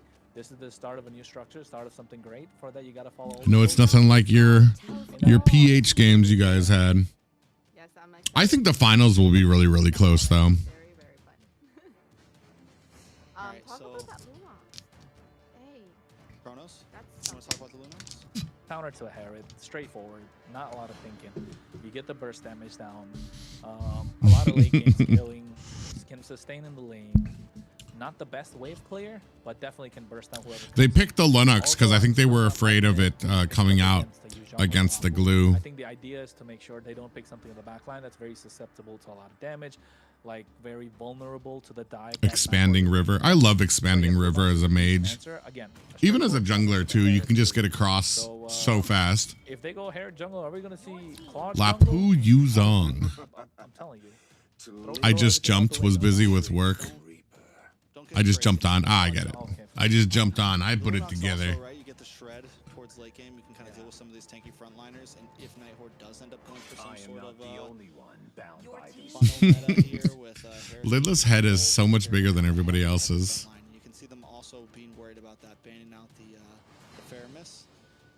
which is a decent ban, especially when you already see a Lapu, a Yuzong, like just a tanky front line overall. It's different, but it's still scary. So plenty of shred on the side of Stamina. Lapu, bro, if they win with this, And not I'm just gonna be so damage, upset they with got the Stamina. damage too. That's I the think thing I've with already Jungle pretty much Rock. lost all Like hope with mid-game them. damage, early game, even early game to a certain extent, they're really good EX players for that reason. They can hold their own. So yeah, the Faramis makes a lot of sense in terms of bans. Also kind of like allowing the glue to kind of play the game too. So the Faramis taken off. Suyo's a solid choice. You want to fight aggression with aggression, early game with early game, and Dez has been a monster I on rule this what I Suyo. see through my scope. Oh no. Always on the way. Oh, this is a Herod Okay. jungle. Team is picking. Air jungle. Oh, So wait, it's gonna be a roam. Oh no, it's mid lane Matilda is Lapu. wrong. It's not a. No, wait. wait. Mid Wait. lane. No. Wait. Yeah, exactly. Wait. What's Isn't going on? Wait. I think okay. Hear me out. Matilda Rome, because you need that favor boost. Yuzong and Lapu in the side lane. Wait, no, I don't know. The range to kind of get the clear, but also at the same time, it could be a mid lane Yuzhong. It's one of these two, and then we got a jungle. Mid lane. I think it's a bigger chance of it being Harith mid lane. Or jungle I think Yuzong jungle or Herald. something. I think jungle him. Who knows? Gold lane Leslie. That's no doubt. Counter to the Claude, kind of putting the Claude on a pure. Is Stamina's core weakness because of the lack of experience? Didn't Dez say that their Rome like just started playing with them? I think they don't have any synergy. I think the communication and synergy is off with them because they haven't been playing long together. They're still swapping. They're. That's the final I don't even swap. care about that final pick from. Oh, so it is Harith jungle. It is Harith jungle. No, nobody wants to talk about the Alice. Forget about it. We're talking about the role. Forget about it. So it's a Matilda mid, no? What's going on? Nah, it's Matilda mid, Harith jungle. I'm Who's the kinda Rome? happy just because I played. Lapu is the Rome. They're just having is solo fun at queue. this point. Solo Yeah. queue. They're just having fun at this way. It's match point. We can beat them anytime. That's what they just Yeah. said. They just made a statement to Stamina. Folks, gonna see this how is it solo works. queue. That's kind of sad. We're watching rank. We're watching rank right now, the highest level. Just kidding. We're watching MCT AMER North. Wow, We're just looking at bro. uncontested Wow. picks. Only because Merlin the problem child exists. And in the Night Horde, Way to call the region's professional players ranked players, bro. I'm sure it's Dude. also probably the problem for the team. Like he's probably like, hey yo, I I want to agree. play Lapu Rome. And they're like, no, and he's like, I'm doing it. I'm doing it, guys. Lapu Rome. He's that Yeah. guy. I was thinking maybe after that pick. I think Kobe's like, Bless "What is a am I new supposed to player do for now? Stamina I'm gonna get a Esports. Matilda, I guess. well, we don't know. We're gonna find out, the Layla. We're gonna find out what this Matilda's gonna do. It's game number 3. We're all scratching our heads. So we're gonna see a Lapu in the Rome position. Who would have ever thought? Welcome, folks, MCT AMER in this best of 5, game number 3, Night Horde at match point. I want to see his skill. I wonder, did he get crazy and go like Petri Lapu, or does he still have Flicker Lapu? You still don't Still Flicker Lapu. Petri on the see, yeah. YZ. Is this gonna be a damaged Matilda? No, this is a Rome Matilda. This is what I'm talking about, because you need those Oh. boots, right, with the Matilda. So it's a Rome Matilda. Merlin on the Lapu in the mid lane. You got the range to kind of get the clear. So yeah, so in a way we were right. It's just they have kind of swapped their roles a little bit. Mm-hmm. Like Merlin's essentially the mid laner, even though he's not gonna pick up. Is he gonna pick up boots? Yeah, he will probably, right? He'll still pick up the boots, but you need Or- that level 4 fast. Yeah, he's still Yeah. gonna pick up the boots. I'm pretty sure, which is crazy. This is insane. not the they roam should not boots. win. They should not win this game. No, If if they win this, like, if Stamina loses this game, all faith is lost. yeah, I think if Stamina loses this game, yeah, Dez's chat's gonna be crazy at him. But you can see Zamanfor's already doing so much damage on Bless. Shiro has a lot. Yomel's not gonna be able to survive this. Still dash around. This is what Colleen brings in. That guiding wind. It's been a long time since I said that the guiding wind is gonna be able to pull out somebody from the fight. Yeah. Exactly. Shout out to Leo. Always know, bringing right? the great voice effects. Ooh, Oh my diamond. lord. Night Horde is just, I'm sorry. I gotta say it. every lane, Night Horde is just dominating right now. Like, Bullying. player to player, they are just bullying. It doesn't matter what we pick. It is real. The rivalry is here, and the question on all our minds is, was there even a rivalry to begin with? Oh, bravest fighter. He tried to go out. Yomel got that kill with the help of the flicker. Ooh. Now left so susceptible to a lot of damage. Throne of Ruin. Actually, wait. Okay, yeah. Yeah, level I thought 4's in. Instinct tried to go in. They're still going. Shiro's like, listen, I don't care. We lost Merlin. We want more. We still want this purple. That's my jungle. And he's dashing. I think he got it too. He got the purple. Des is not able to get any sort of buffs. Bless is going around this Patrick. Basically non-existent. Wow. You just got touched by a Harith, yo. Like, that's not supposed to happen against a Suyo. What Harith is going jungle. on right now? Oh no, bravest fighter. Oh! Goes and he flickers. No, this is gone. Des is down and out. On the top side, Diamond just came back. He's going Oh back to base my already. They're losing every single God. lane. They're losing the jungle. They're losing the river. They're not able to get their buffs. The inmate is insane.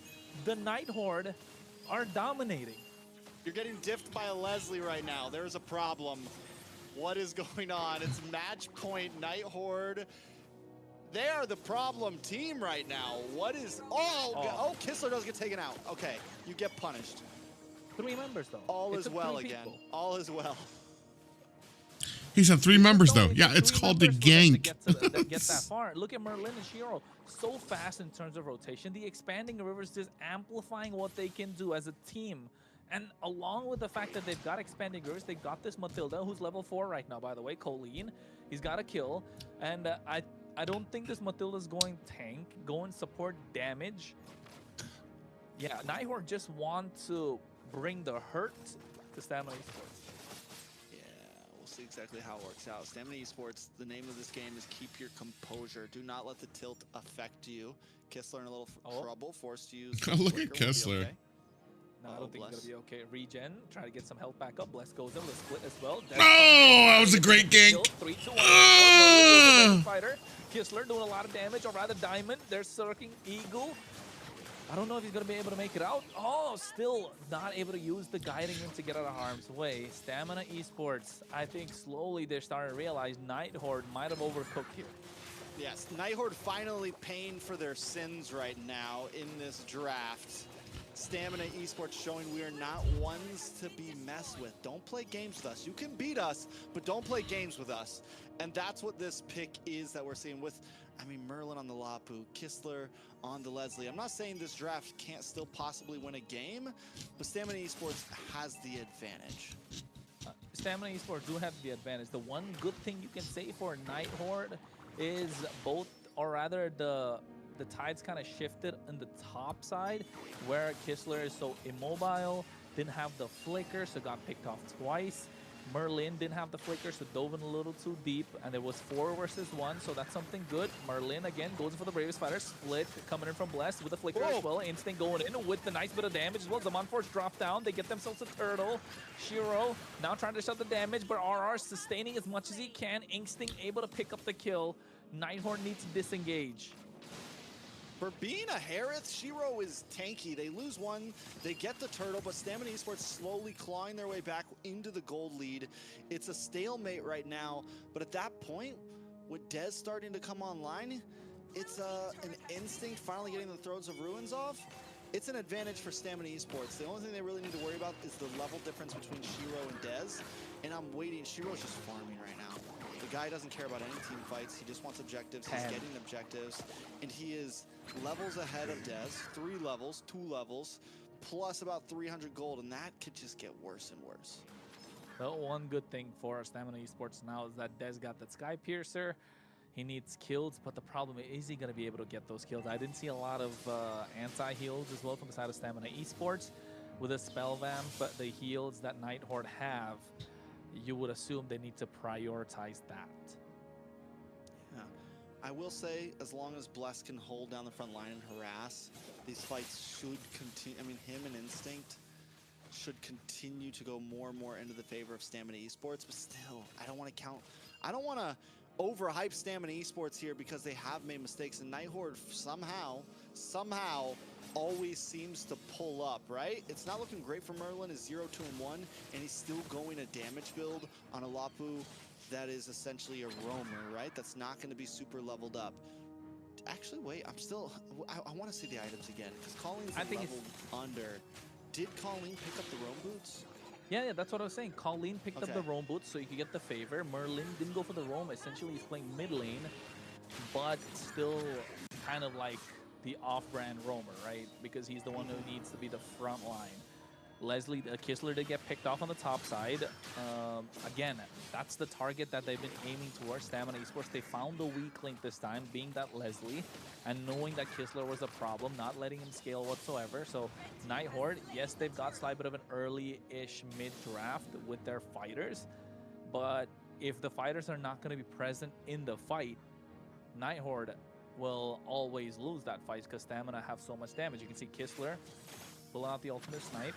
Merlin dashes in as well. Bravest fighter, I don't think they should pick this one. Yeah, definitely don't go for anything here.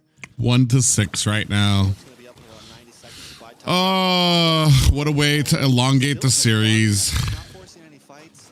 He is in complete funnel mode right now. Like, let me get as much gold as possible. We wait for first lord, maybe second lord. That's the big pop-off time.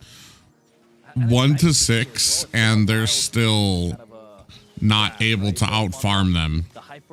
That's just, oh my god, stamina. It's so nice. Like, I kind of enjoyed that meta a little bit when it was there, but 2026 in this economy, 1-3-1. That's why you got the Leslie picked up, but the Leslie not performing. So at this point, a lot on the shoulders of RR and Merlin, I'd say. You need to peel, regardless of how much damage Shiro can put out. If he gets locked down one single time with the Throne of Ruin or with the split, with the grab, even with the Blade Surge to a certain extent, it's going to be difficult for the Night Horde to make anything possible in that team fight. Okay, so where do we go from here, right? Night Horde. Oh my god. Do they do what they've done previously? Do they just bide time and wait for the big play to happen? They do have play potential on the map. Kistler, sadly, with the amount of time it's going to take for Kistler to really pop off, yes, it's a lot of damage on Diamond, but that's not going to be that much damage on the Bless. It's not going to be that much damage on the RR. It's hard to shred. RR and Merlin need to set something up, right? There's got to be the big play to buy Kistler and Shiro time to output damage. Stamina Esports, on the other hand, it's straightforward. Bless harasses along with Instinct. But wait a second, Lord? I don't know if this is a good fight to pick for them. Blazing, either they go into the Black Dragon for, but Shiro comes in. Look at the damage being dished out. RR by so much time. Diamond is away. This could be the blitz moment that they're looking for. Retribution could be clutch. Shiro picks it up. Instinct taken out super low. The damage from Kistler is too much. Yomel's trying to run for it, and he's not able to make it out. Kistler flickers forward, something we're not used to seeing on a Leslie, but we should. The aggression is starting to show, and the patience pays off once again for Night Horde. Kistler's got to be one of the most aggressive marksmen we have right now, in the tour right now. Oh my god. I get you skill. He only uses it aggressively, I feel like. I've barely ever... He will die with a flicker before he uses it to run away. The guy does not care. He's 1-3-1 and still jumping in for kills. Taking a look at the items, he now has a 600 gold lead over Diamond, and he's got 3 deaths. How make it make sense, Kronos? He was farming, man. He's been a farmer. Diamond. It's just like I said, freaking Dez needs players that are on his level. Not be like that, but I think it's just a mental game at this point. Stamina Esports are not cutting it out. They don't have the mental stamina to keep up with the Night Horde. Demon Time Dez, I don't know. It's sleeping right now. Sleeping time, Dez. It's go back to the drawing board time, Dez, right now. I'm still can't get over the fact that Diamond is 600 gold behind 1-0-4 against a 1-3-1 Leslie, but hey, we'll see how this goes. Night Horde feeling confident as they get attacked. Colleen. He flickered out, even with Dez on top of him. The Diamond goes to the Blazing, doing a lot of damage being dished out. Shiro gets caught in the stun with the Throne of Ruin, taken out. Here comes the Black Dragon, they're trying to zone out Bless. A lot of damage coming out from Kistler as well. Too much for them to take. Get a nice snipe coming down. Dez looking to snipe him off as well. They get the one stack of the Sky Piercer. Now they want to go for a disengage, but these two fighters, this is what we're talking about. They get the shutdown, and now looking for more. Yomel gonna get taken out. Another basic attack. That's what they're lacking, but they drop in the Landshaker. And a Night Horde. Just when the damage dealers were out, the fighters come into play, and this composition is starting to shine with the chaos in the land of Dawn. You thought Kistler was the damage dealer. You thought Shiro was the damage dealer. You forgot we've got a Black Dragon and a Lapu right now who just jumped you, essentially. This is, yeah. Every time I count Night Horde out, every time I think this isn't gonna work, somehow they make it work again. It is ridiculous. I don't even know what to think about Mobile Legends right now. A global ban. Global ban. Global Trax, ban. global Pause ban. time. They don't even care about global ban. These guys are picking whatever they want. They haven't even gone. There's still options on the board. Well, a short little pause in the game. Welcome back. Things are very, very interesting. I'm gonna have to. Man, we need to turn Layla up. It's like first game all over again. And I think that's Just got back from a dump. Why we down? Well, no, like First that day, the first game. Stamina's throwing it again. Night, you know, where Stamina was ahead, and then Night Horde. Night Horde. Sleepy time, Des. Sleepy time, Sleepy. Des. Steve, aw. I mean, let's be honest. Dez in this game was playing okay, playing well. I wouldn't say playing well, was doing the bare minimum for what a Suyo in the jungle is kind of supposed to do. The draft of Night Horde is just so chaotic, so mobile, so much heal, so much spell vamp. I don't think they had a lot of anti-heal, right? I'm just gonna try and take a look at a slight bit of a replay and see if we get the items on. Hold on. I really don't think they had anything to kind of stop them. And knowing that they had a Lapu, a Yu Zhong, a Matilda, Trax, you'd wonder the first item that they go for is definitely anti-heal, right? Yeah. Was it? Like dominance ice, like something, some sort of answer overall, but there doesn't seem to be one. Bless and Instinct now getting picked off. Instinct hasn't taken a death yet though, which could be, he could be the one that saves the day here. I mean, from when it was 6 minutes 20 seconds, it was about 6 minutes ago, half the time ago. The first item, of course, was the glowing wand. They were building to a dominance ice, so yes, there is some sort of anti-heal, but is that enough? I like the Chassis Pauldron coming in this time in the hands of Instinct. They're moving like a unit. The Feather of Heaven is going to be slowed down a little bit from Shiro. They're trying to blitz the Lord. No Zaman Force used. And the problem here, Trex, being that Stamina Esports get poked out so much by Kistler. Look at Merlin. He's going in. Bravest fighter. Already creating separation. Black Dragon comes out. And now they have no way to walk up to the Lord except for this Throne of Ruin. Retribution's going to be clutch in the back line. Wow. Wow. Is on a roll. And they're making sure they steamroll Stamina Esports, getting 2 kills on the bounce. Des is going to be the 3rd one taken out. Instinct can't do anything, and that's a lot of damage coming through. He's trying to go away, but he knew he was going to get taken down, and now Stamina Esports. Was that just a sign of giving up? This is, yeah, it's worse than giving up. It is,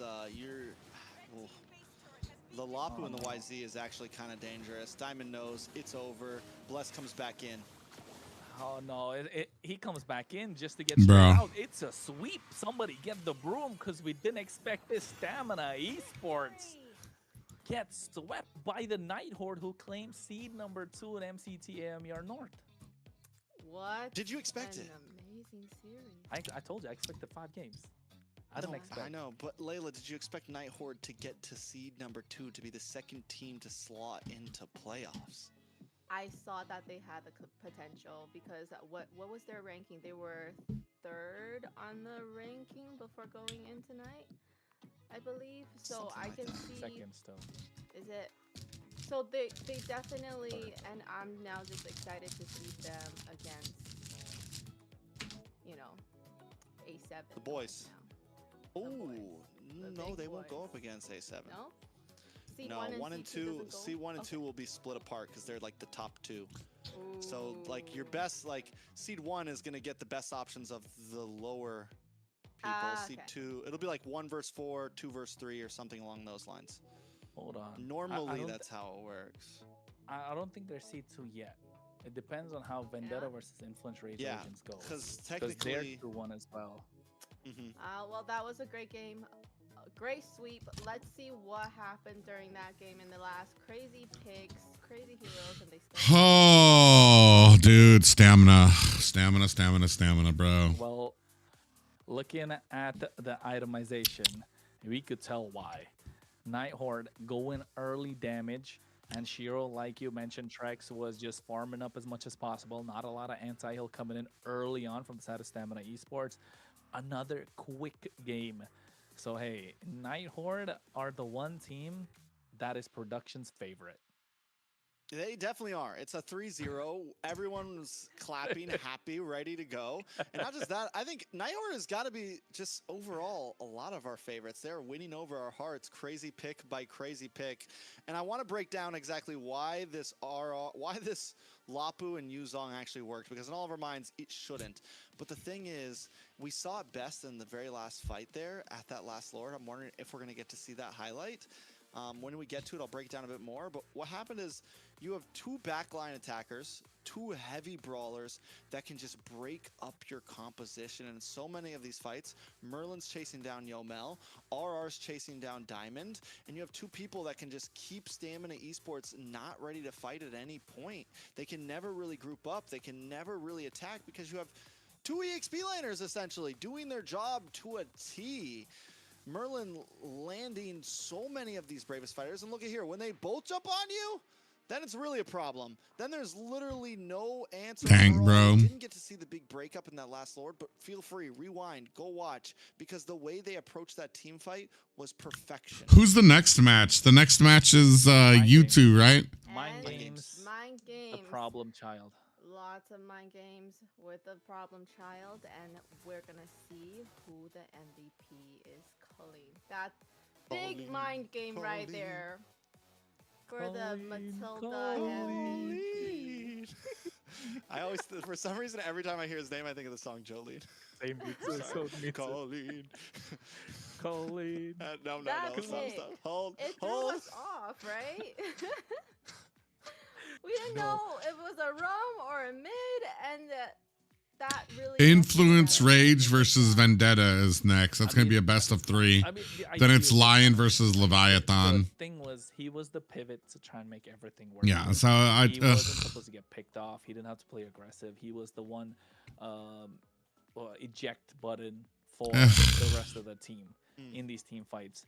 He was the second line of he was the, what do you call that? The saving grace, right? Not the first exit, but the second exit for the team, making sure there's an emergency. Damn, they all have American flags on their jerseys, huh? And, really well played, running the support emblem, had a lot of cooldowns on, extra bit of mobility, flicker to make sure he's able to dive in at the same time with the dive, able to pull somebody out. Didn't have to do a lot of damage, had to play the support role, and I think Layla is definitely smiling when you say someone playing really good support, right, Layla? Yes, amazing. Just because, you know, when I play Matilda, I also get MVPs. Ooh.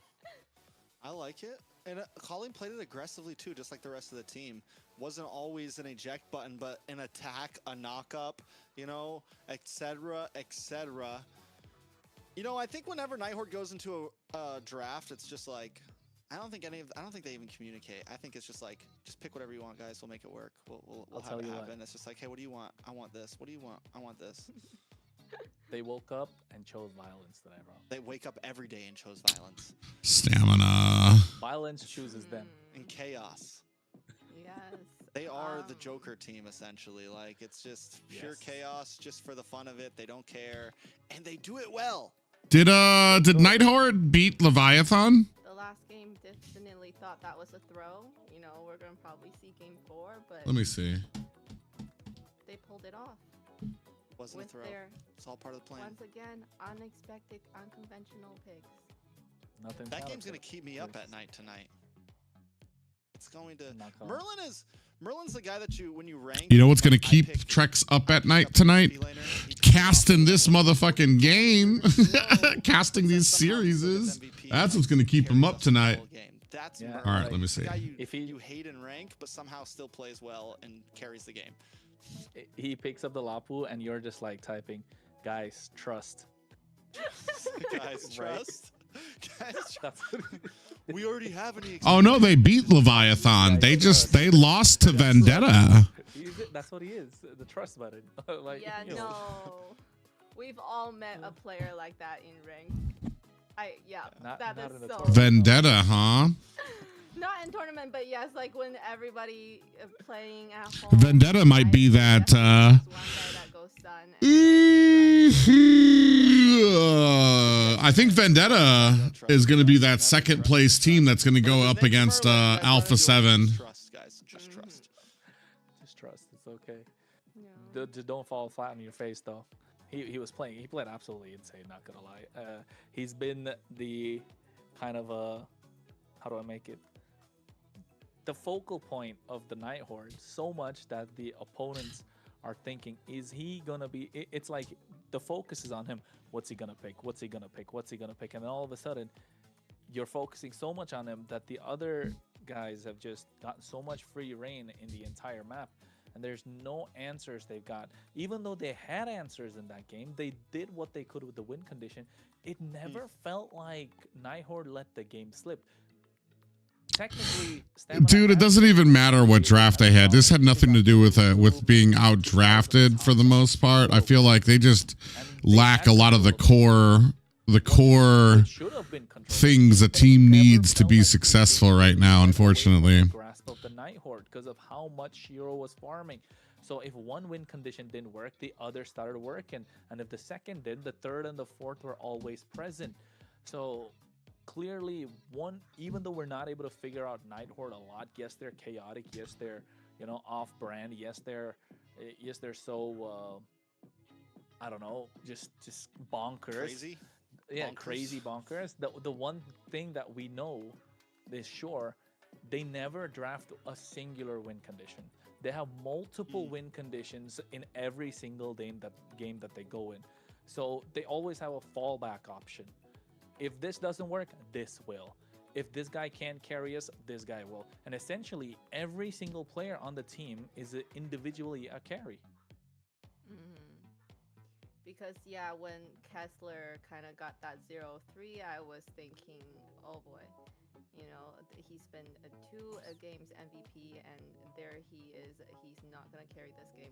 How is this gonna go? They're probably gonna lose, but 3 deaths, 600 goldie. That's all I gotta say. It doesn't make sense. I don't know what the Claude was doing. He was picking flowers or something. I don't know, because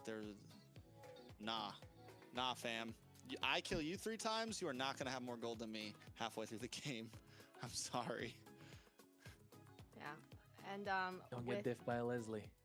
Don't get diffed by Leslie. Everybody, Leslie players unite right there. They're like so proud. The Night Horde, with that, do you think they are the biggest contender now? They're the Joker, Or like still Trek said. the Vendetta? They're the dark horse in a sense, for sure.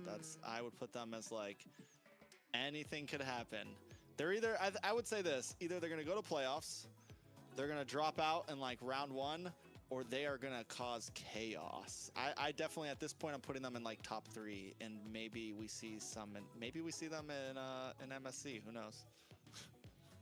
Honestly, with the way the thing is, it's global ban too, right? That's another thing. Like with the global ban, what are you gonna ban out? Are you gonna ban out their pocket picks? Are you gonna ban out the meta picks? It throws such a wrench into the plans. If you're going up against the Night Horde, you need to prepare. You need to do your homework. You need to understand what they can bring in, even though it's something that you'll probably pull your hair out, kind of trying to understand it. You still need to do your homework, because if you walk into this blind, if you walk into this saying, okay, let's ban out these meta heroes, you're going to end up like Stamina Esports, like just getting swept. I think a lot of you guys don't. I think, story time real quick. For those that don't know, the Night Horde is a completely grassroots team and organization. Shout out to Tyrant. He actually lives close to me. This is a guy, this is a team that was literally like, they were one of those teams that had trouble making it to top 8. They were a team that has been around for years now, has earned their own names. People used to laugh at this team, essentially, like, who is this? They're trying to be like a real organization. And now it is a team that we are talking about, could they go to MSC? If Nighthorde went to MSC, the amount of hype around that would honestly be crazy. The fact that they qualified through, all of these orgs picked up these players, and right now, Nighthorde is wiping the floor with them left and right. It is insanity. And for me, it's like, it gives me chills. It gives me like so much hope in the fact that a community team that has been around for a very long time, that has had to switch rosters, do hard work, grind and grind and grind, is the second team to make it to playoffs right now. It's honestly insane. Big shout out to Tyrant. He's kind of the manager behind a lot of these teams and has put Nighthorde through the through the ropes. So it's really cool to see in a nerd out way. That was me nerding out and kind of yeah. No, it's always good to have your insight on the history of these teams, because you're so educated and knowledgeable in that area. I have a question. So with Stamina, where are they standing? What's their standing, and who are they going to be going up against now? The standing is that they're tilted. They are tilted right now. They gotta be tilted. Come on, Trex. Don't tell me. I don't want to be in that Discord VC right now. Oh no. I'll be hearing it from the coach, from the whoever the captain is, from of course some of their star players like Dez himself, and not just that, everyone would pointing fingers at each other. Hopefully that's not the case, because if that's the case, like that team could start crumbling before even the playoffs begin. It's definitely, they need to be able to hold it together. And we talked about in the very beginning, once they lose a game, they have yet been able to win a game after a loss. The wins that they've had were 2-0s.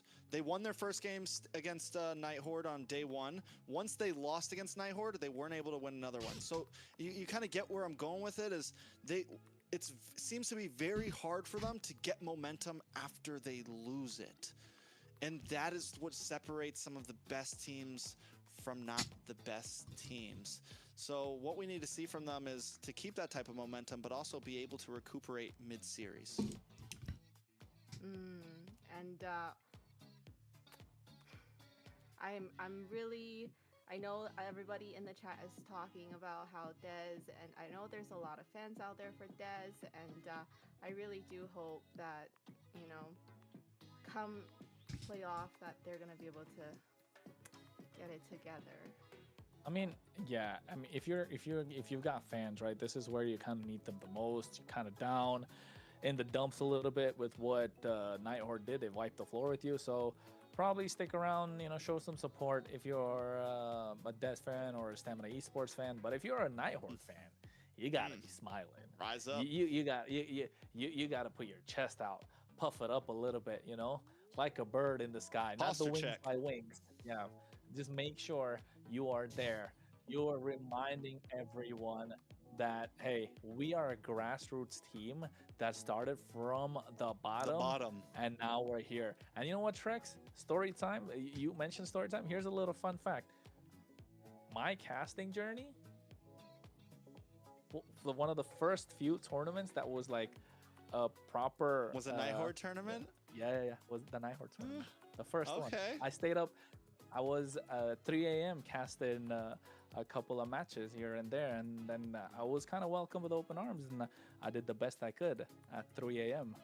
with and so, hey, to see that this team has come in from what was basically underground, and all of a sudden, so it makes so much. It makes you as a fan of everyone. When I mention you, like everyone that's watching, makes you as a fan of NA, MLBB, so much more proud of what they're kind of bringing to the table, right? Yeah. And speaking of bringing it to the table, we saw that MVP from Colleen. He was amazing. So we have him here, and he's going to do an interview with us. Ooh. Hello, Colleen. Hello. Can you hear us? Perfect. We can hear you great. So, dude, how many times are they gonna do this to where we can't hear them? Why was there a Matilda pick? For Matilda pick, it was not like the decision of the players. We just limit testing on that. You were just testing it out Yeah, testing. on a Testing it out match against game. You decided to against a test pro out team on is the fucking crazy. Dota. That's Mhm. ugh, You just said- bro. Stamina needs to work on some things, bro. So just going through those picks, you just said let's just test out a different way of Yeah, build going through roam this. then the mid lane Lapu, just to do a fast rotation on the Harriet. Cause we have a burst mage, so we don't need like the burst mage the mid lane, because we got the Harriet on jungle. And that's why Shiro was just farming away the whole time, huh? I'm Kronos. What question do you have for Colleen? Because I know all of you guys probably are so curious. Congratulations, Colleen, on the victory. I think with that, you should be getting C2, even if Vendetta pick up the victory. I think with the head-to-head, you guys probably get C2 anyway. Congratulations. Thank you. Where do you guys get your confidence from, bro? I like for real. Like, look me dead in the eye, and like, where do you get this confidence to pick up such unconventional picks, like off-meta picks? Forget off-meta picks. These are some picks we haven't seen like in a long time. That last game was basically a funnel, right? Where does this? I'm not talking about the strategy. Of course, you guys discuss. It's your first time. You guys want to play around. Your trump card, whatever it is. Where's the confidence from the team come from? Is it one player? Is it some exercise you guys do? Like, what is it? Is it everyone together? Where's the confidence coming from? In the scrims, cause we're just practicing some hero like out of the meta, Matilda, what's it called, that Vendetta. That's it. Also, you guys practice these heroes in the scrims then? Yeah. Because last time And they Shiro work. told us he didn't practice it. He told us they didn't practice it. So somebody's lying here. They're unpredictable, you know. That's what they do. It's all mind games. It's all mind games. We got you all figured out, Colleen. All right, I got a question. Who's the brains in the draft? Is it a team thing? Is there anyone that makes the final call? Me, Sheer, and Merlin. We're drafting the. I think they all make their own drafts I'd like to hear it. for their I'm own gonna follow up with one more, heroes. because that was a quick and easy one. You're the second team to be slotted in playoffs. How do we feel right now? Do we feel like Night Horde will be a MSC team? Like, are you guys like is it how? Give me a percentage. Give me some hype. Let's get a little spicy here. Like, do you think you guys have a big chance at Clippers. least a grand finals? So, cause right now, we're pretty confident on the stage on the Brazil. I like it. Okay. I like it. We're pretty confident to get the top 2 or top 1 and in this. Okay. Night Horde, I rest my the- case. the dark I think- horse with so much confidence, and we really do see it. Thank you so much for doing the interview with us, and congratulations on the win, Colleen. Oh wait, then can you do a shout out? Yes, of Yes, course. with us. Shout Fast. out to all my teammates, to all my friends out there, and to my girlfriend. Oh, Aw. I It's hope cute. she's Thank you, watching. Colleen. Say something in the chat. Colleen's girlfriend. So much. Say something in the chat.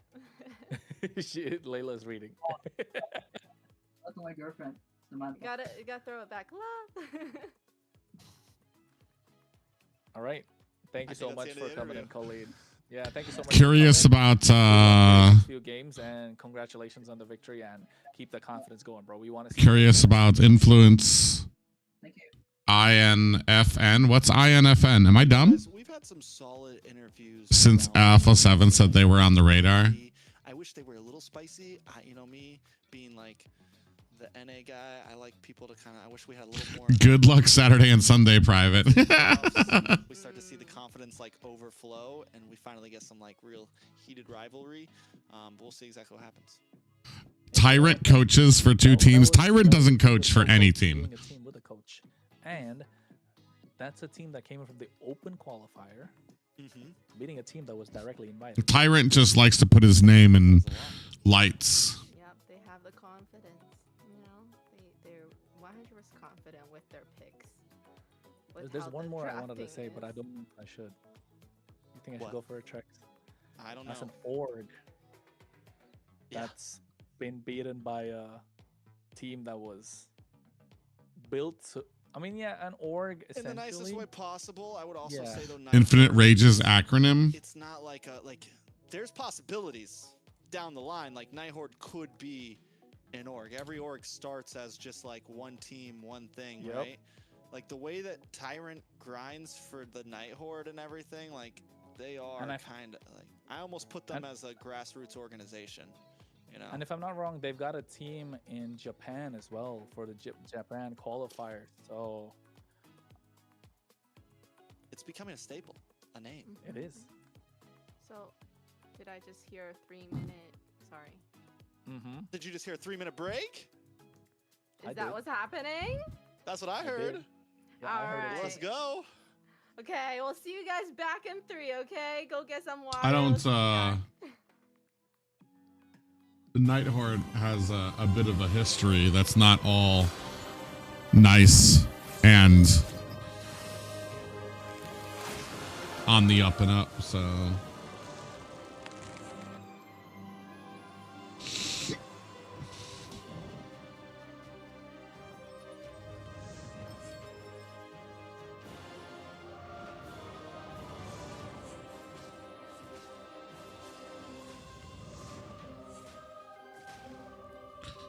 Tyrant doesn't have the money to start an esports organization.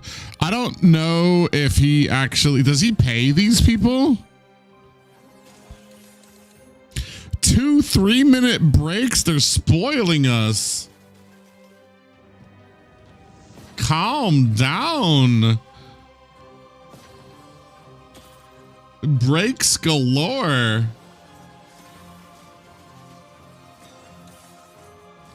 The casters might actually have a chance to wash their hands.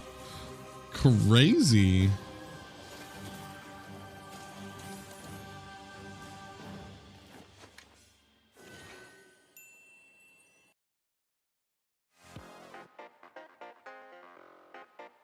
Listen up, warriors. The Frozen Sea Showdown is here.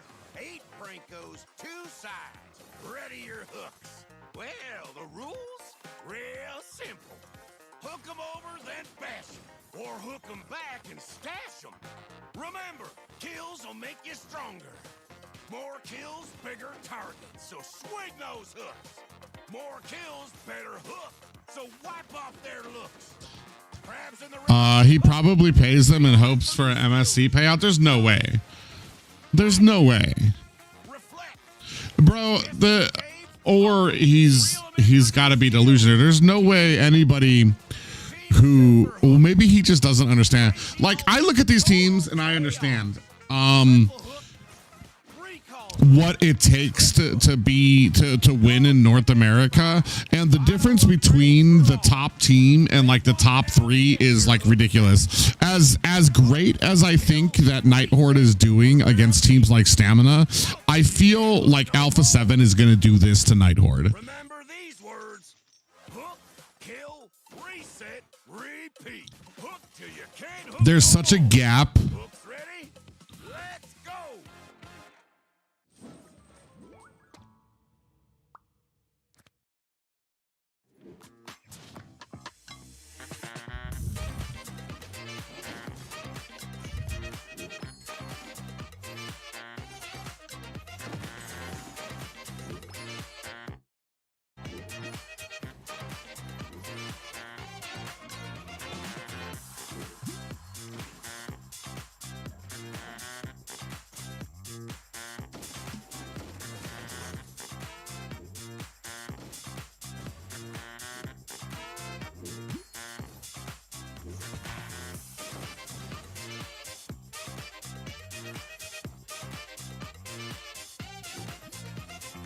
3-minute break, boys.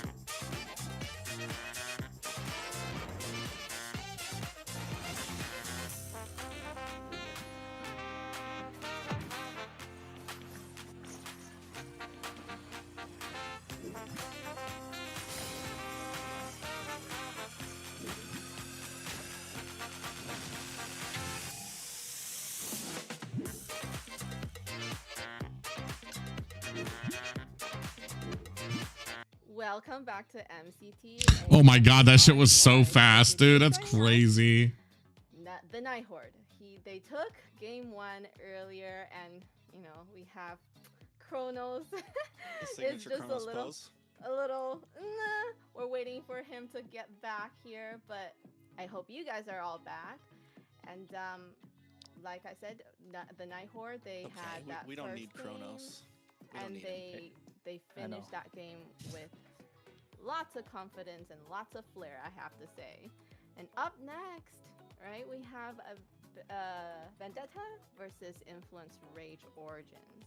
Now these two teams, they're looking to make their mark as we head deeper into this final week of the Swiss stage.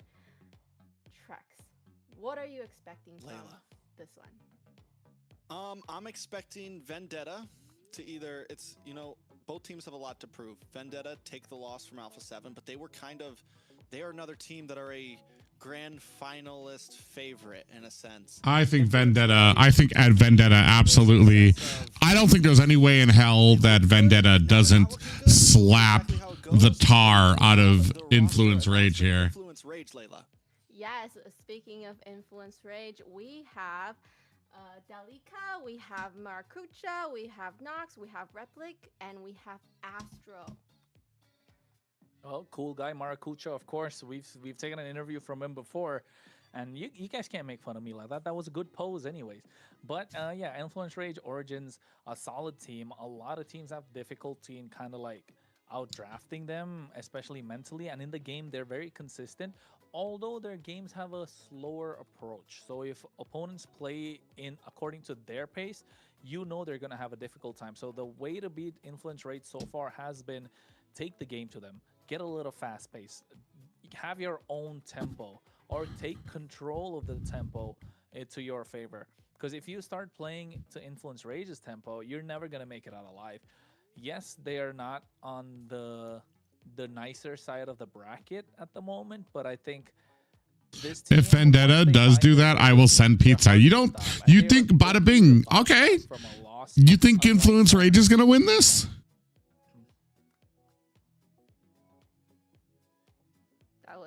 That was me, sorry. Sorry, That was All me of a sudden, practicing my Layla lines. Layla.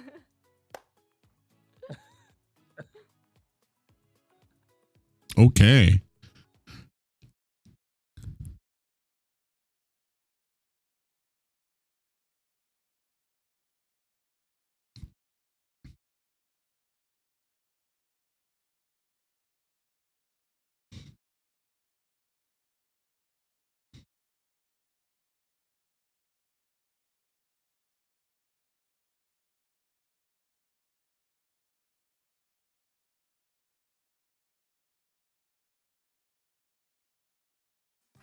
Replic, ya que con él me divierto mucho y admiro mucho su trayectoria en todo el juego. Natalia. Natalia. I love the way dude, I'm kind of in love with the way the Spanish speakers say all the names. Me parece Calea. Natalia. Está súper sobrevalorado. Definitivamente Natalia. Sería sí, no creo que tiene mecánicas como tan complejas. A mi parecer Marcel, la pasiva de Marcel está súper rota. Rota. Definitivamente Replic. Damn, I mean this in the most homo way, but this dude's got some really pretty eyes.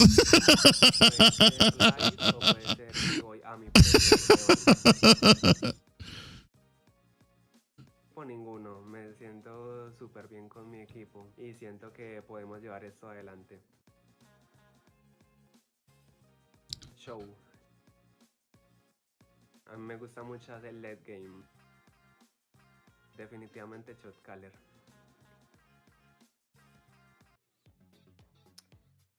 Speaking of late game, so he prefers late game, and I feel like that's what, you know, Trex has been saying, that they prefer a longer game going into that and Chronos. Yeah, great. I'm still staring into the soul. All right, Great so we memory, still Layla. have, you know, Chronos talking to us. Xena, There, welcome back. that hint? how you doing, girl?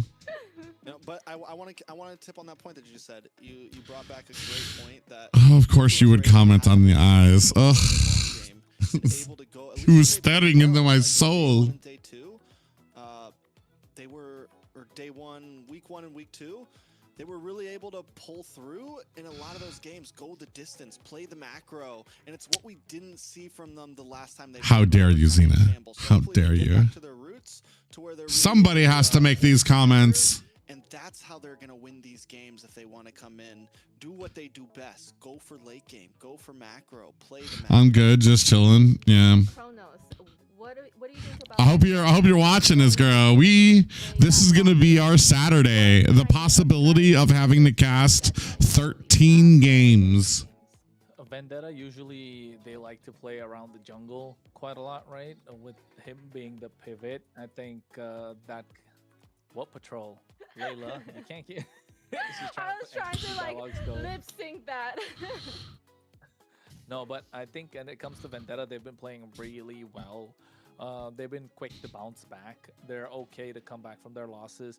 And another thing is during the game, they're okay to cut their losses and maximize what they can bring in as well.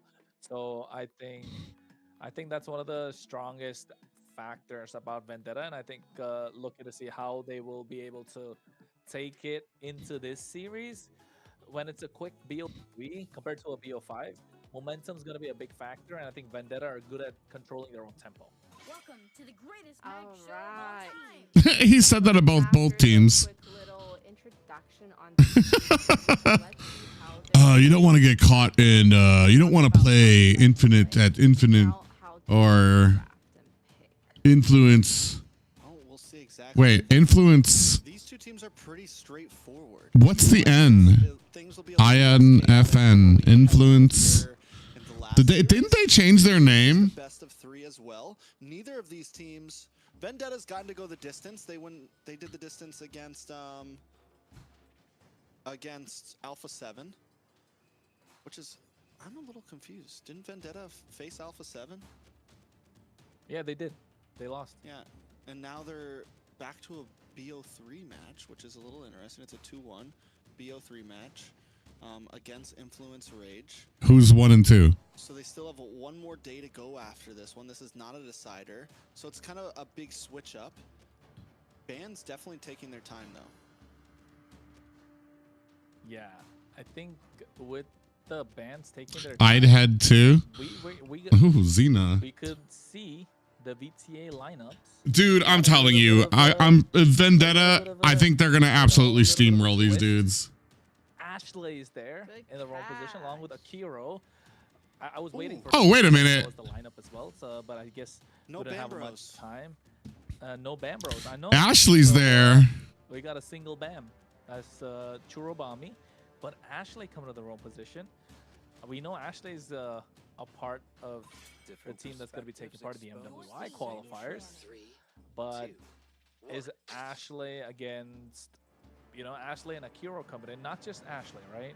Akiro in the place of Tarzan. Trex, that going to make a big difference? I'm sorry, I'm just very confused as to if this is the best of three or not. Because this is a decider, right? Winner of this goes to... No. Yes, sort of. Because it's 2-1. I think if... Yeah. If... First, the 1-2. 2-1 for Vendetta, but 1-2 for Influence Rage. Oh. Yeah. So if Vendetta wins, Influence Rage is out? And then if Vendetta... Yeah, I'm sorry, this part... It doesn't matter. It doesn't matter. I'll figure that out. You talk about it. I'll talk about the draft. We get the Uranus pick from Influence Rage. Me and Layla got this. We're going to cover the draft because Layla's a pro. We've been teaching her so much. Uranus pick up front, a little interesting. With the Fredrin pick response, this does give the possibility for a Uranus flex in a jungle. We've only seen Vendetta pull that off, but it is still a possibility. On the other side, Vendetta, we got Fredrin. What's the other pick here? Our cosmic blaze will never be extinguished. Is picking. It's Claude. Claude. I think somebody's gonna get touched again. Maybe. Touched by Dexter and Claude. Getting jumped into the backside. Dalika, Edo, I will say this. I said I just want to believe. Maybe, never mind. Hold myself. Ashley is a host now, and now a contestant. Ashley filled in because Liz decided not to host, so then they went with Layla, but Layla wasn't able to come in for the first week, so they had to scramble to find somebody who didn't mind being on camera and could host. And Ashley is very rambunctious, so she kind of fit in very perfectly. Overall, all great answers to the Fredrin. Like, all great answers to the Fredrin. The Khalid can get the stun. I will say, Ashley's getting a hell of a lot of unaffected by all the taunts. Professional game experience here too, nah? Akiro gonna be having some trouble in this turtle pit / lord pit. What would happen if Vendetta makes it to MSC and Genji makes it to MWI? Would Moonson allow her on 2 rosters? I don't know. I don't know that they have any rules against this, honestly. I would assume one of 2 things happens. I think the teams aren't competing at the same time, so she'd be able to compete on both teams with no issue. Or 2, they would just force them to change their roster. And Ashley's only Ashley's a sub anyway. So who was the was it Bami? Was it Bami who's on or no? Who was the other Bami? Churro Bami. Who's Ashley in for? I get it now. So according to the game, according to this game, we're gonna find out we're gonna have 3 series tomorrow or just 1. And I mean, and MWI qualifiers are kind of up in the air. Like I said, you've got 5 people here who won 2nd place last year, right? One of those is Apple, Nicolette. She's on a completely different team. RRQ, I forgot what the heck their name is, with 4 different players. And 4 players from the winning team are going to be playing. I'm really interested to see what happens when those 2 teams face each other. I can only assume that Nicolette's team wins, right? On paper, you would pick the 4 players that I miss me. Hello. Oh, where is Tarzan? Oh wait, she's got the grok because we know she likes to play this big fat set roams, right? Big setups, right? The Gato Kacha, the Groks, the Khalid. Is she gonna be roam? She gonna be roam? She'll be roam. Talika Itu? She has to be roam, Because right? Churro is normally the mid. Ashley is definitely roam. She doesn't play any other position. Used to be a mid player. She used to be Yeah, but she's not playing a mid here. There's no way. Used to. No, there is no way. You know the tank. She's not the mother of tanks yet. She's trying to claim that role. Yeah. Fair enough. She's trying to claim that role. But we'll find out though. That's a topic for another day. She needs to get there first, you know, to the MWI scene. But here for MCT AMER North, she's doing great. I like the Zetian pickup. Astro, we're talking about the women's qualifiers. Nicolette is on so basically it's like last year the women's team that got 2nd place in the world, they split up. 4 players are on one team and Nicolette is on another team. Be able to pull up against the Claude or maybe the Eastern Shin here to go head to head because there's no Leslie. Oh wait, never mind. Bruno is good against the from Influence Rage. We've seen a Bruno. No, we have not seen a Bruno. We haven't? Not on north side, nope. First Bruno. And there goes a Vendetta. Benny, are you okay? Are you okay? Ashley with Grok. Real OGs know her as Apple. Yeah. You've been struck by. She hasn't been called Apple in a while. Okay.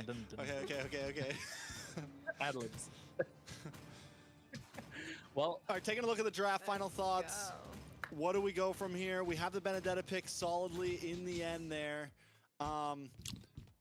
Melon, Ashley will be in Rome. Like we said before, I feel like Ray Georgians just has Yato, yeah. to Akiro. If Akiro doesn't have a good game, like depending on how Vendetta play around these objectives, it could be very tough for them. They cannot be the initial engagers. They have to take their time with them. Soft counters. Well, this game, I don't know. I feel like the last two picks for Influence Rage is definitely not what I was expecting. So, Dang, I kind of feel like first game turns out, there's not really. Chronos? I usually like Benedetta's cutthroat or final blow to go off of something. Like last time I seen it, I think it was Guinevere. As we jump into the land of Dawn for game number 1. This is Vendetta going up against Influence Rage. We've got new players on the field. We've got Ashley. We've got Akiro subbed in. Can they still pull it off? Oh, for heaven's sake. Yeah, it's a quick pause indeed, and we're going to find out who is going to be the aggressor. But already you can see a lot of damage done to Ashley. Might have to go back to the base. Will not be able to contest that Lethal Wanderer. Not just Ashley, but also on the other side, Nox getting taken out a little bit low from the range of Churobami. So maybe the idea is to bait out a couple of flickers just before the neutral objective. But Vendetta need to contest these neutral objectives with the draft that they have going on, especially Merciless needs to make his way into these fights a lot faster. I feel like I'm really rooting for Ashley.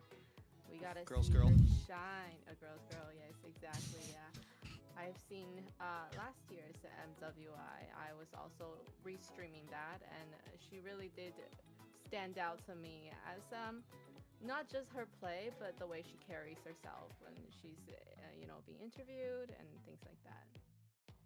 I want to say that Ashley's never actually won a NACT. I could be wrong on that, but like back in the old official community tournaments, Ashley's never been able to take home gold. She's done great in MWI, and she's been a staple in the scene for a very long time, but she's never been a part of a team that actually takes it all. Vendetta does look really strong this time, and even if she's not on the main roster or more of on the bench, it would still be a pretty big deal for her and her team to secure a good spot in the playoffs, have a big run. Trex is jinxing. Yeah, I was about to say none of the women have taken home gold. I'll definitely add on to it. For them to have a big run in this entire MCT makes a big Vendetta's been had a very, very solid team. This is going to be very interesting to see how well all these guys coexist on the same team right now, because she's now in the MCT as well. Ashley's sitting in for somebody. Playing both these leagues at the moment. She got DQ'd. Not just NACT, but also the NASL. If I'm not wrong, back to the Trex, way back. So I think a lot from that being added on, showing that she's not just a player that is there for the the MWI, the women's tournament that's there, and the women's qualifier that's going on in the North America side of things, but also that she is a mainstay name. My question, though, is if Ashley's doing all of this time playing with Vendetta, how much time is she setting aside to play with her women's team? When teams go against her during MWI as well. That's a mental game, so not a lot of players, not a lot of teams can keep up with. So I think able to play in a general tournament, but also in only the women's tournament. Yeah, that's a definitely added bonus. But also, if you are a part of her team, she's definitely the one that's like hyping you up. And I bet the VC's like, hey Churro, what did you do? Like, come on, you can't be doing this. I've seen worse, and I know you're probably better. Or like, the international experience speaks for itself.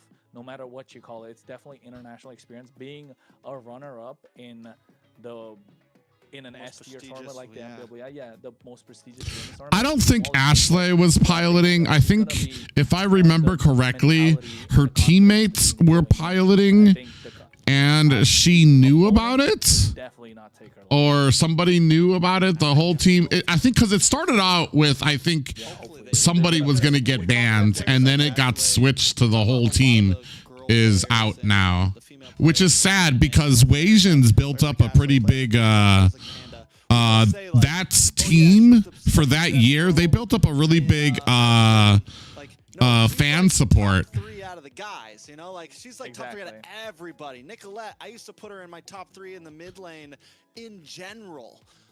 Like these guys, these players aren't. They play with. She's been beating up boys in the land of Dawn for a long time, to say the least. You know, so definitely excited to see her play today. And how exactly? I think my major worry though will be cohesion. We've been yes, exactly. Synergy and cohesion. Is Ashley going to be able to coexist with this team? Definitely be a change of pace. Whether you like it or not, every roam's going to play a little bit differently. I think the hardest worker kind of left the team when Nicolette left. I think the hardest worker is not on that team anymore. Glues the team together. So can Ashley Churro, that's who she's in for, right? Yeah, a lot of eyes on Ashley today. I really do hope that she does well, and I'm here to learn from her. You know, speaking of her being one of the top roamers in North America, not just for the girls, just in general. I have a lot to learn. I don't know if I got a lot of respect for Ashley, but I wouldn't put her as one of the top roams in North America. Yes, and I think with her being a mainstay name, and with her play style as well, right? With the synergy that adding to what Trex was saying, the synergy of course makes a big difference, but also at the same time the style of play, like you mentioned, Ashley. She's told us that. She said this on stream as well when she was here for the first week as our host, right? She likes set tanks. She likes to give those massive pops, those massive plays. So, Trex, if I was you, I'll be watching for those big, massive tech charges. Yeah, let's see if the tech charges do come in. It is a fast-moving composition, not to mention Merciless on the Benedetta, a very proactive... I feel like Benedetta is almost kind of wasted here. I usually like Benedetta with another heavy CC. And putting something like this into his hands could be perfect for him. And you can see already the wave clear not being given away so easily. So making Nox fight for the minions and maximizing what this Grok can bring in as well. I want to see Akira, how he's going to turn up in these neutral objectives, but by no chance are they giving away river control. It doesn't matter if you're a Khalid and a Kimi or what, we don't care. We are taking control of this river as much as possible. And look at that. Ashley was half HP, now back to full, basically maximizing what the passive can bring in. 20 seconds to the turtle, I think is a good time to go back to the base crystal, yep. And then make sure you're full HP, give those massive plays. That's a pretty cool Yeah, concussive blast teleport back. Along with the Zetian is going to have insane wave clear. They should be able to do it very quickly, move around. We're already seeing the possibilities with that. We also, of course, we have to talk about... There's a lot of setting potential. As a reminder, this is another rematch. Last time Vendetta 2-0'd Rage. So can they do something different? Akiro does get first turtle. Dang, there wasn't even any contention there. Not trying to rush it, and this is kind of what we want to see from them, though, because we know they're not the most fast-paced team. Martacucho does have level 4 now. I think, you know, maybe I think a team with Influence's pace is gonna just get swallowed up here. I think Vendetta, they're gonna start spiking it around like the 5-minute mark, and then it's gonna be all Vendetta from there. We'll see. There's some good options on the side of Rage. Although now it comes down to, with both these teams kind of playing a slow pace game, right? Are Vendetta playing it in the hands of Rage Origins? That's the big question, because we know this is the pace that Rage Origins likes to play. Or was this a strategy picked out by Vendetta, knowing that they like to play a slow pace game? We can play a slow pace game as well. So we should make those changes around and see if we can, or if Influence Rage are definitely worth the hype. Or damn, that's a beautiful Benedetta skin. I think Vendetta definitely is ready for the long game here. They have the Claude. It's two different types of gold laners. You've got Burst Crit, you've got Shred. Melon has been Damn, they're all over this Fredrin. Is the rest of the team going to come in here and help? Look at the CC. Hero knocked up with the Violent Requiem and taken out. Are you- First blood over to Nox. Ashley tries to show up, but it's just a little bit too late.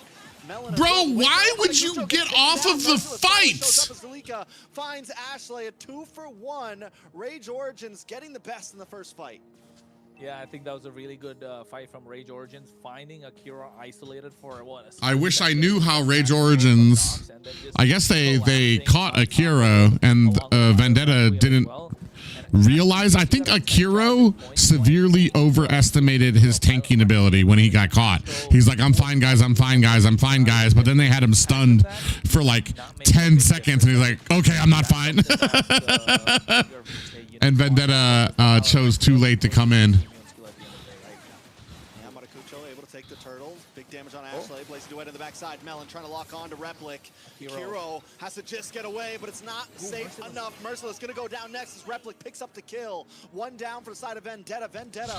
All right, I guess Origins came into play. Maybe this is that the issue with the synergy. Ashley hasn't played as their roam for a slow-paced game.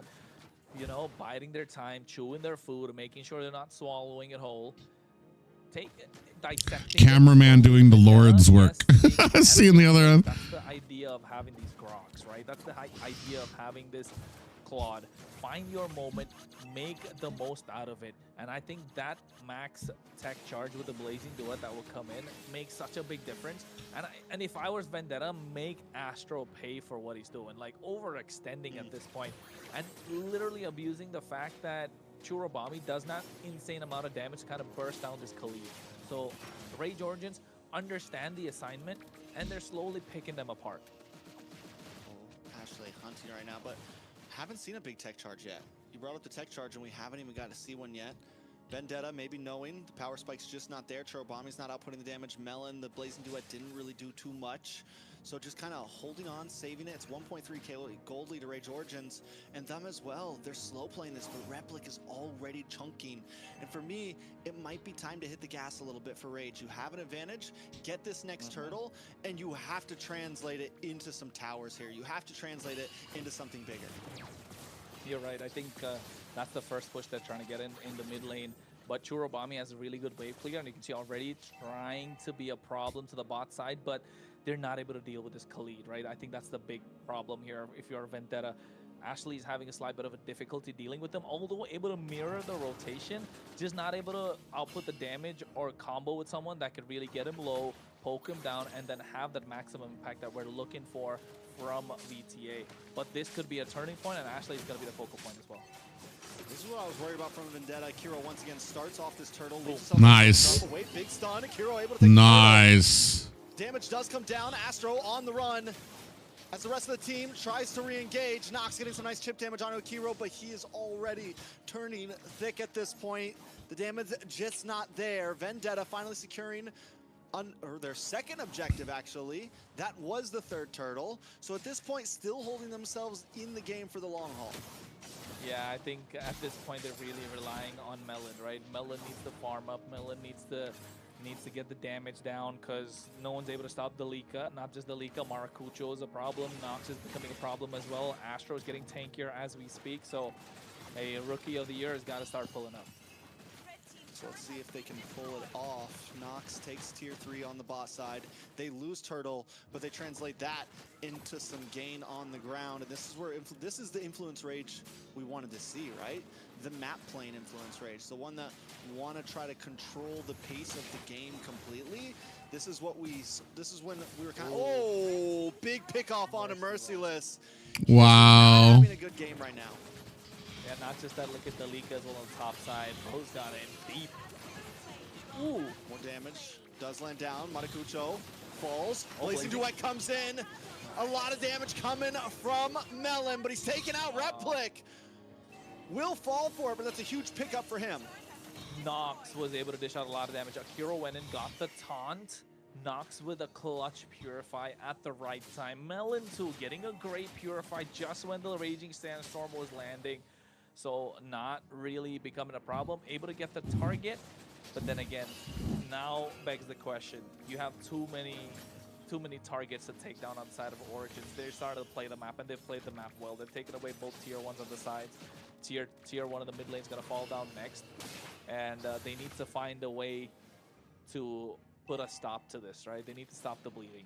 It's getting out of control at this point. Yes, it's slow, but it's a slow chokehold that's coming in from Rage Origins, and they're really good at that. We like to see this from Rage Origins. It's just now Vendetta needs to start piling up the pressure, maximize what this Vendetta can do, maximize what the Claude can do, get the splits going on both sides. But the problem being, look at Dalika. He's just a menace. He's not allowing them to play the macro game, and neither is Astro.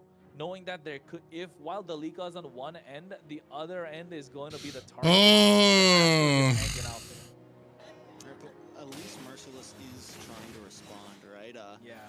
And I think that's the right play. Earlier, Merciless wanted to get involved in the fights, and that made them lose ground in the off lanes. Lord, though, getting chipped away. Replic just chunking at it right now. As Lika Eto comes from the backside. Akiro tries to come in, but Matakucho is still able to get it in the backside. A lot of damage on a Merciless. The Electro Final Blow comes out, but he is able to just escape. Nobody goes down just yet. No trades, just a Lord into the hands of Rage. And a lot of spells traded. Flicker, Petrify, for a Purify Flicker on the other side. So in this case, if you ask me, that Purify from Nox is very valuable, but they don't have the ability to dive for the back line. Melon needs to be a big playmaker here. Ashley is not able to get a lot of control. Yes, holding their own. It's been a slow-paced game, playing really well, but the picks from Rage Origins are starting to add up. You're starting to see it make a difference. And I think Dalika here, he's going to be the focal point for Rage Origins of how much he's able to shift the tides, shift the balance of the entire lineup coming in from Vendetta as well. They need to put a lot of resources on one side, which leaves a couple more open, and that's how they take down the mid-tier one. All right, so Vendetta, as you said, just trying to staunch the bleeding earlier. It's a tough road. The gold is getting to the out of hand point. It's 3.2. We're still yet to see a big tech charge from Ashley. I'm wondering if you're just being too careful at this point. At some point, you got to risk it. And here comes Fear of the Phoenix. Will we see the knock up? Nice damage. Nox does go down. Ashley still holding on to the tech charge. We're on the top side. Astro looking for an angle on a Merciless. Merciless brought low. Forced to try to just get away. More minions closing in on the tier 2 on the top side. Bobby, Melon trying to close the distance. Astro will be able to get away, but here comes the cutoff from Ashley with the conceal play. The tech charge misses as Matakucho able to phase through it. It's a big ult wasted. Vendetta trying to close the distance still. Maybe turn something into a possible tower here. The tier 3 should fall in the mid lane. I mean, yes, the tech charge was kind of wasted, but at the same time, you bait out the Requiem, right? You bait out the Requiem, so now you know Maracucho's not going to be able to CC immune a lot of the skills that comes in from Vendetta.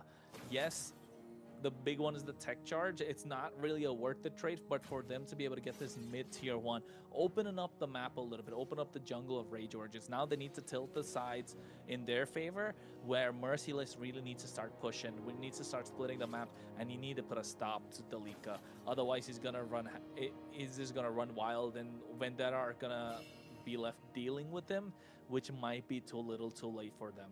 So Melon, I wish we could take a look at the items. Hopefully he has the Malefic gun, didn't rush the corrosion site, so you have some sort of penetration to deal with Dalika. Otherwise, you're just kind of like putting a stop into your own plans. You're looking for trouble here.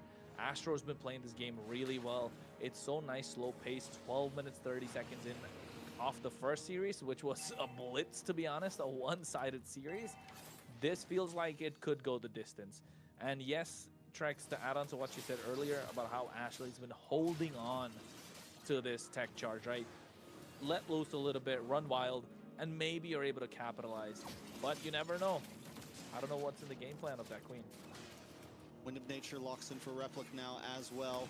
He can be even more aggressive.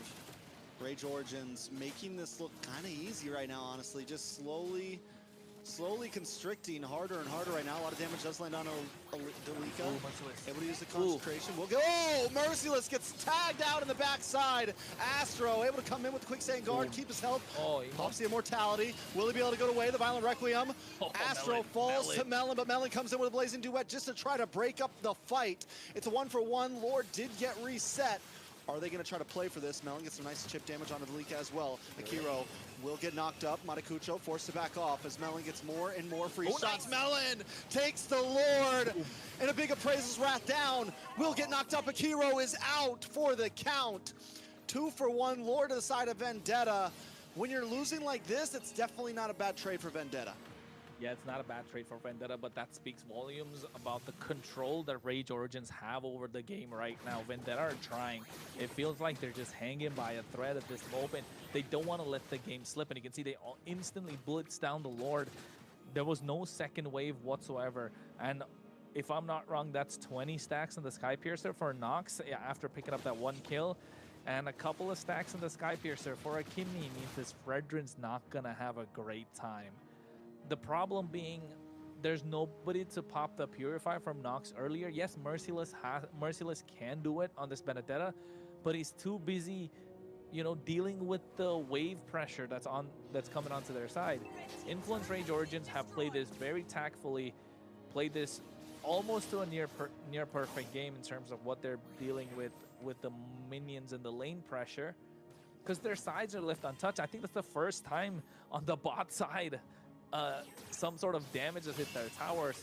So Vendetta needs to find a way to pull the trigger, find the angle, maybe force them into a fight in a difficult position. It could be in the jungle of Vendetta itself, where the Grok will shine with those big tech charges, with those point blank stuns. So, and the other thing is they're moving like a unit. They're moving Ube, and they need to take down Delika.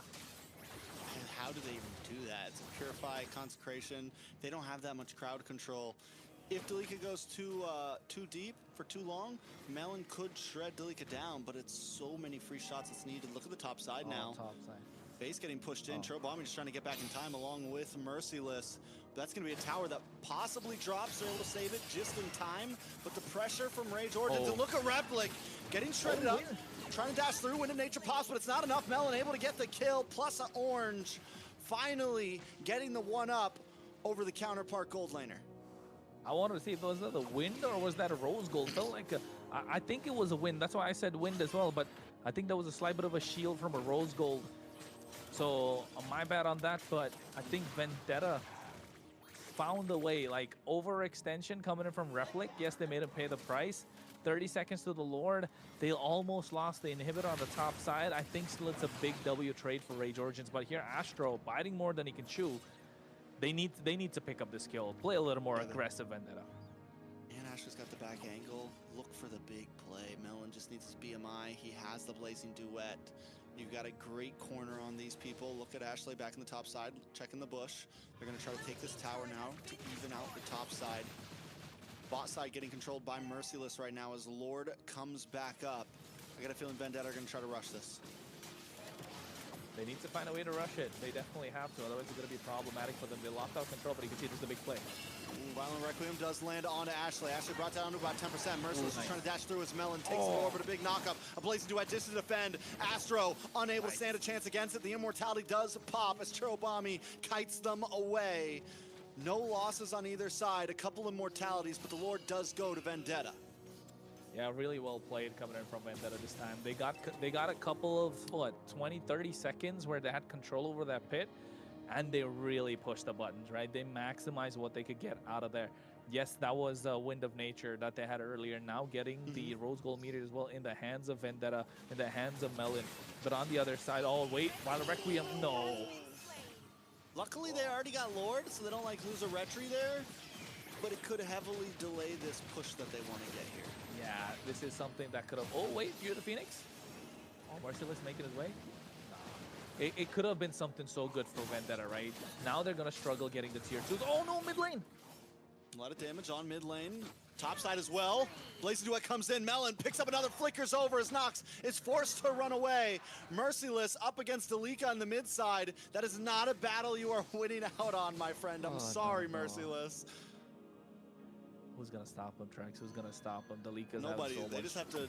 They're gonna have to destroy the crystal without killing Dalika. I think Yeah, that's I your mean- answer, honestly. Like he's just gonna be running around the whole time, and there's nothing you can do. I mean, at this point, feels like it. They do have a lot of damage in the hands of Melon, right? We're at 56,000 gold. Yes, they have the gold lead on their side, but control is starting to slip And a away. winner crown. They're- And a winner crown on Dalika. Just to really rub some salt in the wound. Now, with this tier 2 on the top side, they're able to get more control back. So alleviate a little bit of that lane pressure that's there coming in from Rage Origins. Although on the bot side, they need to get that too. If they want a little bit of RNG in their favor, maybe get that tier 2 on the bot side. You have a minute still on the clock to maximize what this Lord could bring in, and then Vendetta could get something on their side. But for Rage Origins, it's even though they've lost out on the goal lead, even though they've lost out a little bit of map control, it's still working in their favor. Nobody can stop this Uranus. The moment Uranus gets taken down, I think that's going to be the go sign for Vendetta. But then it's going to take them 5 members just to take him down. And they might even lose a few in the process. I almost want to say Dalika, though, one thing where we're lacking is you're almost doing too much map control. They need Dalika in some of these team fights to be able to harass the back line, to be able to really keep not just Merciless, but Melon at bay, Churobami at bay. Dalika's hanging out so much in these long lanes, which again isn't a bad thing, but I think it's one of the reasons why Vendetta has been winning out in some of these team fights. Yeah, true. I think, and also not just Merciless or Bommy or Melon. Don't forget, even the Fredrin, right? The Fredrin also kind of struggles against the Uranus because of the amount of damage that he can output in these extended team fights, and that's what Vendetta are going for, extended team fights. So, I mean, Ashley has been playing well on this Grok. Overall, Vendetta have been playing well. It's such a nice slow-paced game. It all comes down to who's going to pull the trigger first. Knock up on Astro there. Merciless into the backside. Oh, Eye for an eye on a Replicate. Gets knocked up, taken out, Nox. Gets the kill. The Fury of the Phoenix does come down to try to reset things. But with a 49-second death counter on Merciless, Rage Origins are going to have a huge advantage here. I like Akiro's positioning. Waiting out the bush, big miss on the Raging Sandstorm. Melon able to get some nice chip damage on Astro. The knockup comes in on Astro as well. The stun onto Dalika. Melon gonna switch pace. They need to find a way in. They need to find the correct angle. Akiro doesn't want to get knocked up by Maracucho. Maracucho still has the Violent Requiem. Into the backside, nice tech charge. The Violent Requiem does get used. Akiro has freedom to sit in the Lord Pit. A blazing duet from Melon, but Maracucho steals it from his fingers, and now Akiro is able to get the Appraiser's Wrath as well and safely get away. Oh, how did Akiro get out of that one? I thought Akiro was down and out for that count. Churobami with a clutch Fury of the Phoenix. Although Maracucho, he got the retribution on point, right? It was Akiro's to take with a steal. Maracucho coming at the right time. Melon had the blazing duet going, holding on, waiting to pull the trigger. And even before that fight, before that missed Raging Sandstorm from Astro, baiting out a flicker from Churobami early, that was a really important factor. But even then, Vendetta able to hold their own. This is an Evolved Lord. A push coming out of the bot side. Top side, the Lord is there. Yes, they're -1 with Maracucho not being present, so the backline can breathe a little bit more. But this Lord is going to take some work to get shredded down. And you can see Dalika Ethos not letting that happen slowly. Don't forget, Evolve Lord, the more heroes around the Lord, the tankier it gets. So Vendetta needs to shred this as fast as possible before they get another wave coming in, which is, what, about 5 seconds now. Lord will go down, though. Okay. Vendetta able to not lose a single inhibitor off that. Getting that kill on Maracucho was huge because that would definitely make Vendetta want to space back a bit more. Look at the damage. Churro is also starting to output heavily. Dalika needs to be careful. Brought down to about 20%. Blood Wings finally lock in for Nox, which means now Nox can be a little more aggressive as well. Well, Nox has been the win condition so far for Rage Origins in terms of what they can put out the damage. That's about 50 on the Sky Piercer tracks. It's starting to look grim for Vendetta. There's no way to stop Nox. He's got to Purify. There's no possible dive. Ashley's tech charges, yes, they've been getting, but it hasn't been the right target. It's always been Maracucho who has the Requiem to kind of immune it entirely, right? So the idea was there, even in that Lord Pit, the idea was there. It's just that skill, just doing the work, doing God's work for Rage Origins. So how do you get to the back line? I think that's the big question, and it all comes down to Merciless. He's got to be able to proxy a couple of waves, but Maracucho has been such a thorn on their side too. Yeah, I mean, ooh, Merciless does usually like the final blow. Look at the damage, landing on a Maracucho. Maracucho's gone. Akiro able to get the kill. Now he's going to move on to this Lord. Nox and Replic. Delika going to try to do something. Maybe look for a steal here, but Melon's there and the damage is there as well. Lord does get reset. Merciless will get the knock-up. Melon as well. Finally, a tech charge on it too. Gonna push them away. A Fury of the Phoenix as well as Melon tries to close the distance with the rest of the team, but no, we just want the Lord. We got what we came for, and now we head back for the big push. Hey, we were talking about patience in the previous series tracks. In this game, the patience from Vendetta, from Ashley to pull that tech charge. Oh my goodness. Well, this is the first massive tech charge we've seen in the whole game, and it's coming out on the 24th minute. Yeah, I think this Lord push is what Vendetta are looking at to kind of call the game. So maximizing what these minion waves can do. And you can see already Merciless on the bot side pushing as much as possible. Both the teams at full build at this point. 70+K in gold doesn't really make a difference. It all comes down to just quick item swaps. A lot of immortalities are going to get popped. You can see almost every one of the immortality. Replic did use the Wind of Nature early in that Lord fight, so you know he's not going to have that. No Winter Crown going to be available as well. So not having the option to buy an immortality for Replic could be a problem for Influence Rage. Although Vendetta now getting the tier 2 in the mid lane, tier 2 on the bot side. The Lord is still there, 30,000 HP, pretty healthy at this point. And now you can see it's going to get escorted into the inhibitor. Not only that, but a beautiful sync from Vendetta there. Nice damage on Astro. Merciless looking for an angle. Delika in the front side will get taunted. Ooh, that's a lot of Akiro damage. there. Trying to take down a tower. Melon holding on to the Blazing Duet, waiting for this tower to drop, waiting for an angle. Ashley there as well. Tower still hanging on. Finally, Melon takes it down. But Vendetta are surgical in their approach in this fight. They don't want to force it. Neither team wants to force it. Hey, and we've got heart monitors in MPLPH and MY. We need one in MCT at this moment. Big knock-up on Ashley. The response, though, with the Fury of the Phoenix. A lot of damage. Ashley still able to stand, but Maracucho goes down. Merciless finds the target, locks on, and now Ashley falls, but still it's a good trade. Jungler for Rome as Vendetta break apart. I mean, even going down, Ashley able to pop that tech charge, right?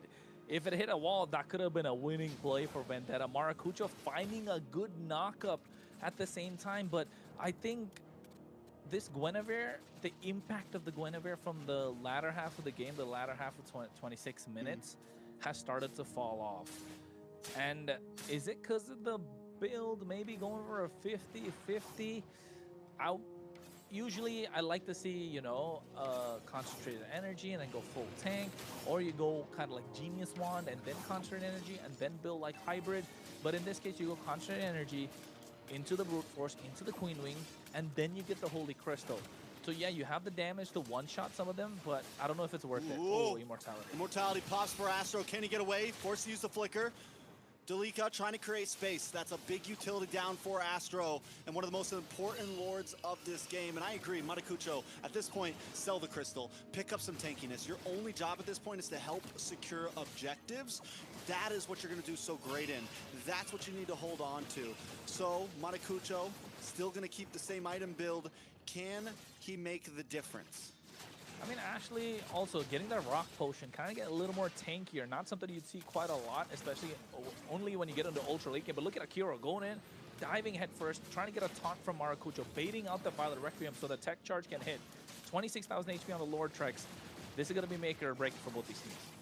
Merciless in the mid side as well, controlling the lanes. Ooh. Look at the health bar on Akiro. This Lord is far too low, but the Violent Requiem knocks. Takes out Ashley as Replic steals the Lord. But a blazing duet from Melon trying to lock on. The Appraisal's Wrath comes down as Delika is on the run. But wait a second, Merciless, the one-man army taking down the base.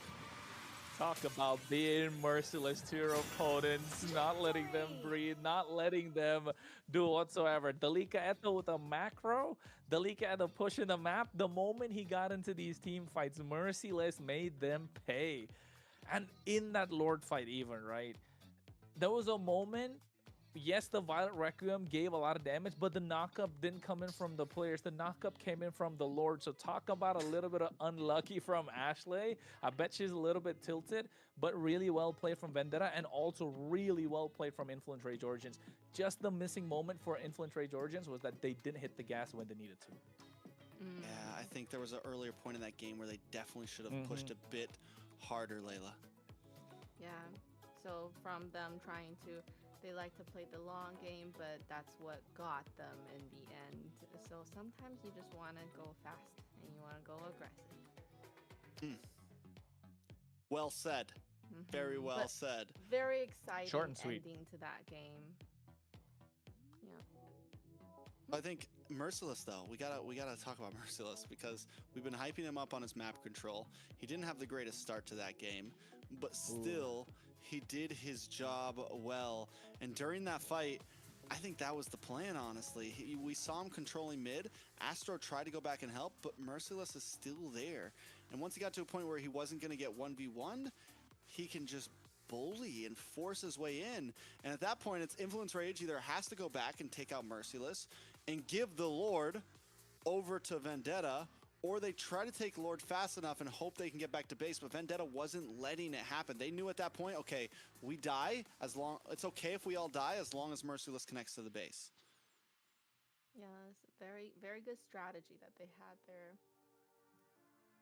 And I think even in that game, you could kind of tell, right, with the way that they were playing, it was 90% Influence Rage Origins. Yes, Vendetta were holding their own, but it was the pace of Influence Rage Origins. It just came down to one small, tiny mistake in terms of macro plays, in terms of kind of like changing the way the game could have been taken down. And it wasn't even a split that's coming in from the long lane tracks, Layla. It was a split from the mid lane. So just the imbalance created a little bit by the Lord. The 27th minute Lord just demanding so much attention that you need to go and try and contest it.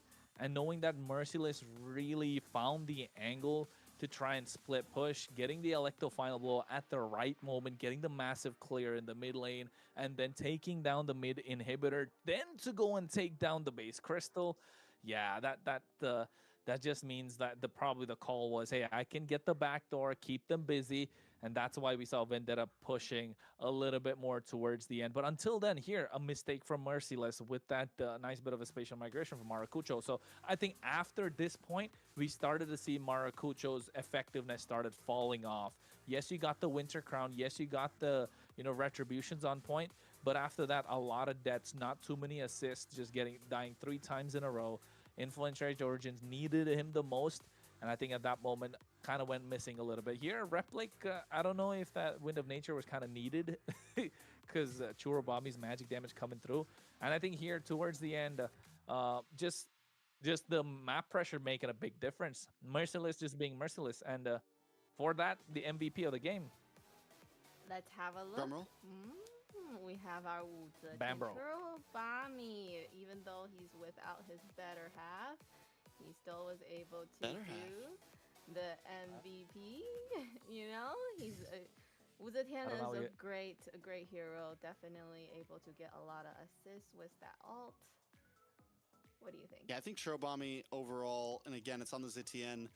So many of those Fury of the Phoenixes were huge in those fights. The timing of them was perfect. And just like Melon came online, Churro also, once the damage got there, nobody was standing. He was chunking down the Uranus. He was chunking down the front line. And it was just so hard to get. 2-0-10. He's untouchable. He's untouchable. Yeah, that passive That's true. also helps. When somebody try to jump you, get back. Get back. Yeah, I know. Exactly. A little bit of a restraining order at that point. But hey, with this Bambro doing the best that he could, and you're right, Trex, those few of the Phoenixes coming in clutch at the right time, making a big difference, right? So, and then also like having that extra bit of range with that Phoenix Descent, able to push them back, and whoever was present getting their magic defenses down low, basically utilizing the whole kit to its utmost fruition. I think well played, Vendetta. Although I would say Influence Rage Origins could have gotten away with a victory, like 9 out of 10 times in that game. It was a That's very difference. long match, right? And what made the difference? Because I think I it's feel, yeah, Trax. What made the difference for you? they just didn't close it out, right? And that's Mhm. knowing when you need to do that. It's again like today has just been a day of the boys from the men, right? Those little things, knowing when to close it out, knowing, okay, you like to play the long game, but there's a time and place for everything, making less mistakes, making choices. This is when it comes down to the nitty gritty. Your micro mechanics won't get you there. Your macro mechanics alone won't get you there. It's split decisions. It's the whole package, right? And Vendetta won that game with the whole package. Not only did they drag it out long, they also made a split call at the end of the game to go for a backdoor. You know, little things like that are what win games, and that's what Vendetta was able to perform better. And let's not forget, some of these small trades, luck was on the side of Influence Rage, with the Lord providing the knockup for Ashley to fall into the Violent Requiem, for Ashley not able to get those tech charges in the early game, in the mid game just missing out the walls. Slight small differences. Immortality is able to survive. Even Delika Eto able to escape with the slightest bit of HP and make it. Yes, RNG, but at the same time, maybe a little bit of luck, and that luck factor just wasn't enough still. So yes, overall, as a whole package, Vendetta looked really good, boxed, nicely wrapped with a nice bow on top, something nice that everyone would probably like to get. But for Rage Origins, just missing that cherry on top of the cake. With coming into the second game, I noticed first game, Akiro, he lost 2 of the objectives to Melon, and then that Lord at the end also was Merciless who got the Lord. So I'm thinking, this jungle, is he good at playing this kind of what are these called, jungles? Utility? They're tankier, yes, these kind of Hmm. jungles. Is he better at a different type of jungle for the next draft? I mean, I think Akiro on Vendetta definitely, with the matchup he was up against, did well on the Fredrin. We talked about in the very beginning how he was just going to get bullied. On the other hand, Maracucho also on, I don't know, do we call a Guinevere a utility jungle? It's kind of like a hybrid jungle. Yes. But still, I believe... Utility. I think that's where one of the mess ups was, right? It should have been more utility. We were talking about the build towards the end of the game. It's fine to be aggressive. We've seen even Shiro builds an aggressive Guinevere early game. But when you're at 25, 26, 27 minutes, it's time to go full tank, because it's true. Every time Maracucho got a knockup and Violent Requiemed, he died within about 3 seconds. So you need to be able to last, because you're essentially just a sitting duck whenever you hit that Violent Requiem, and there's not going to be enough lifesteal for you to stay alive. You're just sitting there looking for the knockup, looking for the retry. So the goal is to last as long as possible in that situation. And Maracucho having the crystal plus the other damage item, my mind's blank right now. It was just not enough. Holy Crystal. Holy Crystal plus consecration. Concentrated energy. Concentrated energy. It's just, it was too high risk at the end there. You know what? I'm thinking, like, when he went in with spatial migration, how Trax said he's a sitting duck. I can just imagine Maracucho popping that GIF, where like, just don't die.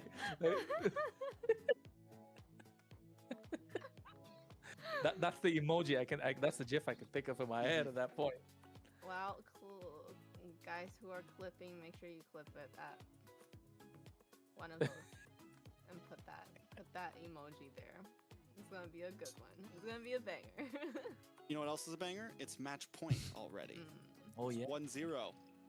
Last time we saw this matchup, it went 2-0 into the hands of Vendetta. This is very similar to how it happened last time too. I'm pretty sure their game 1 was a long game as well. I want to double check.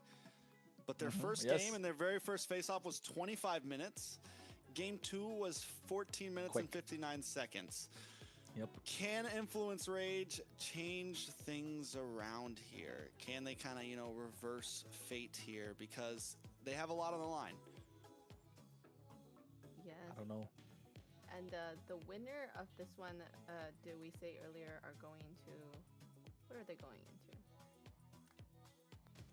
But before then, let's see how they're gonna draft pick and see if, you know, Influence Rage is gonna be able to turn it around and make it a best of 3. Well, we're gonna find out. I hate that click. Yeah, it catches me off guard every single time.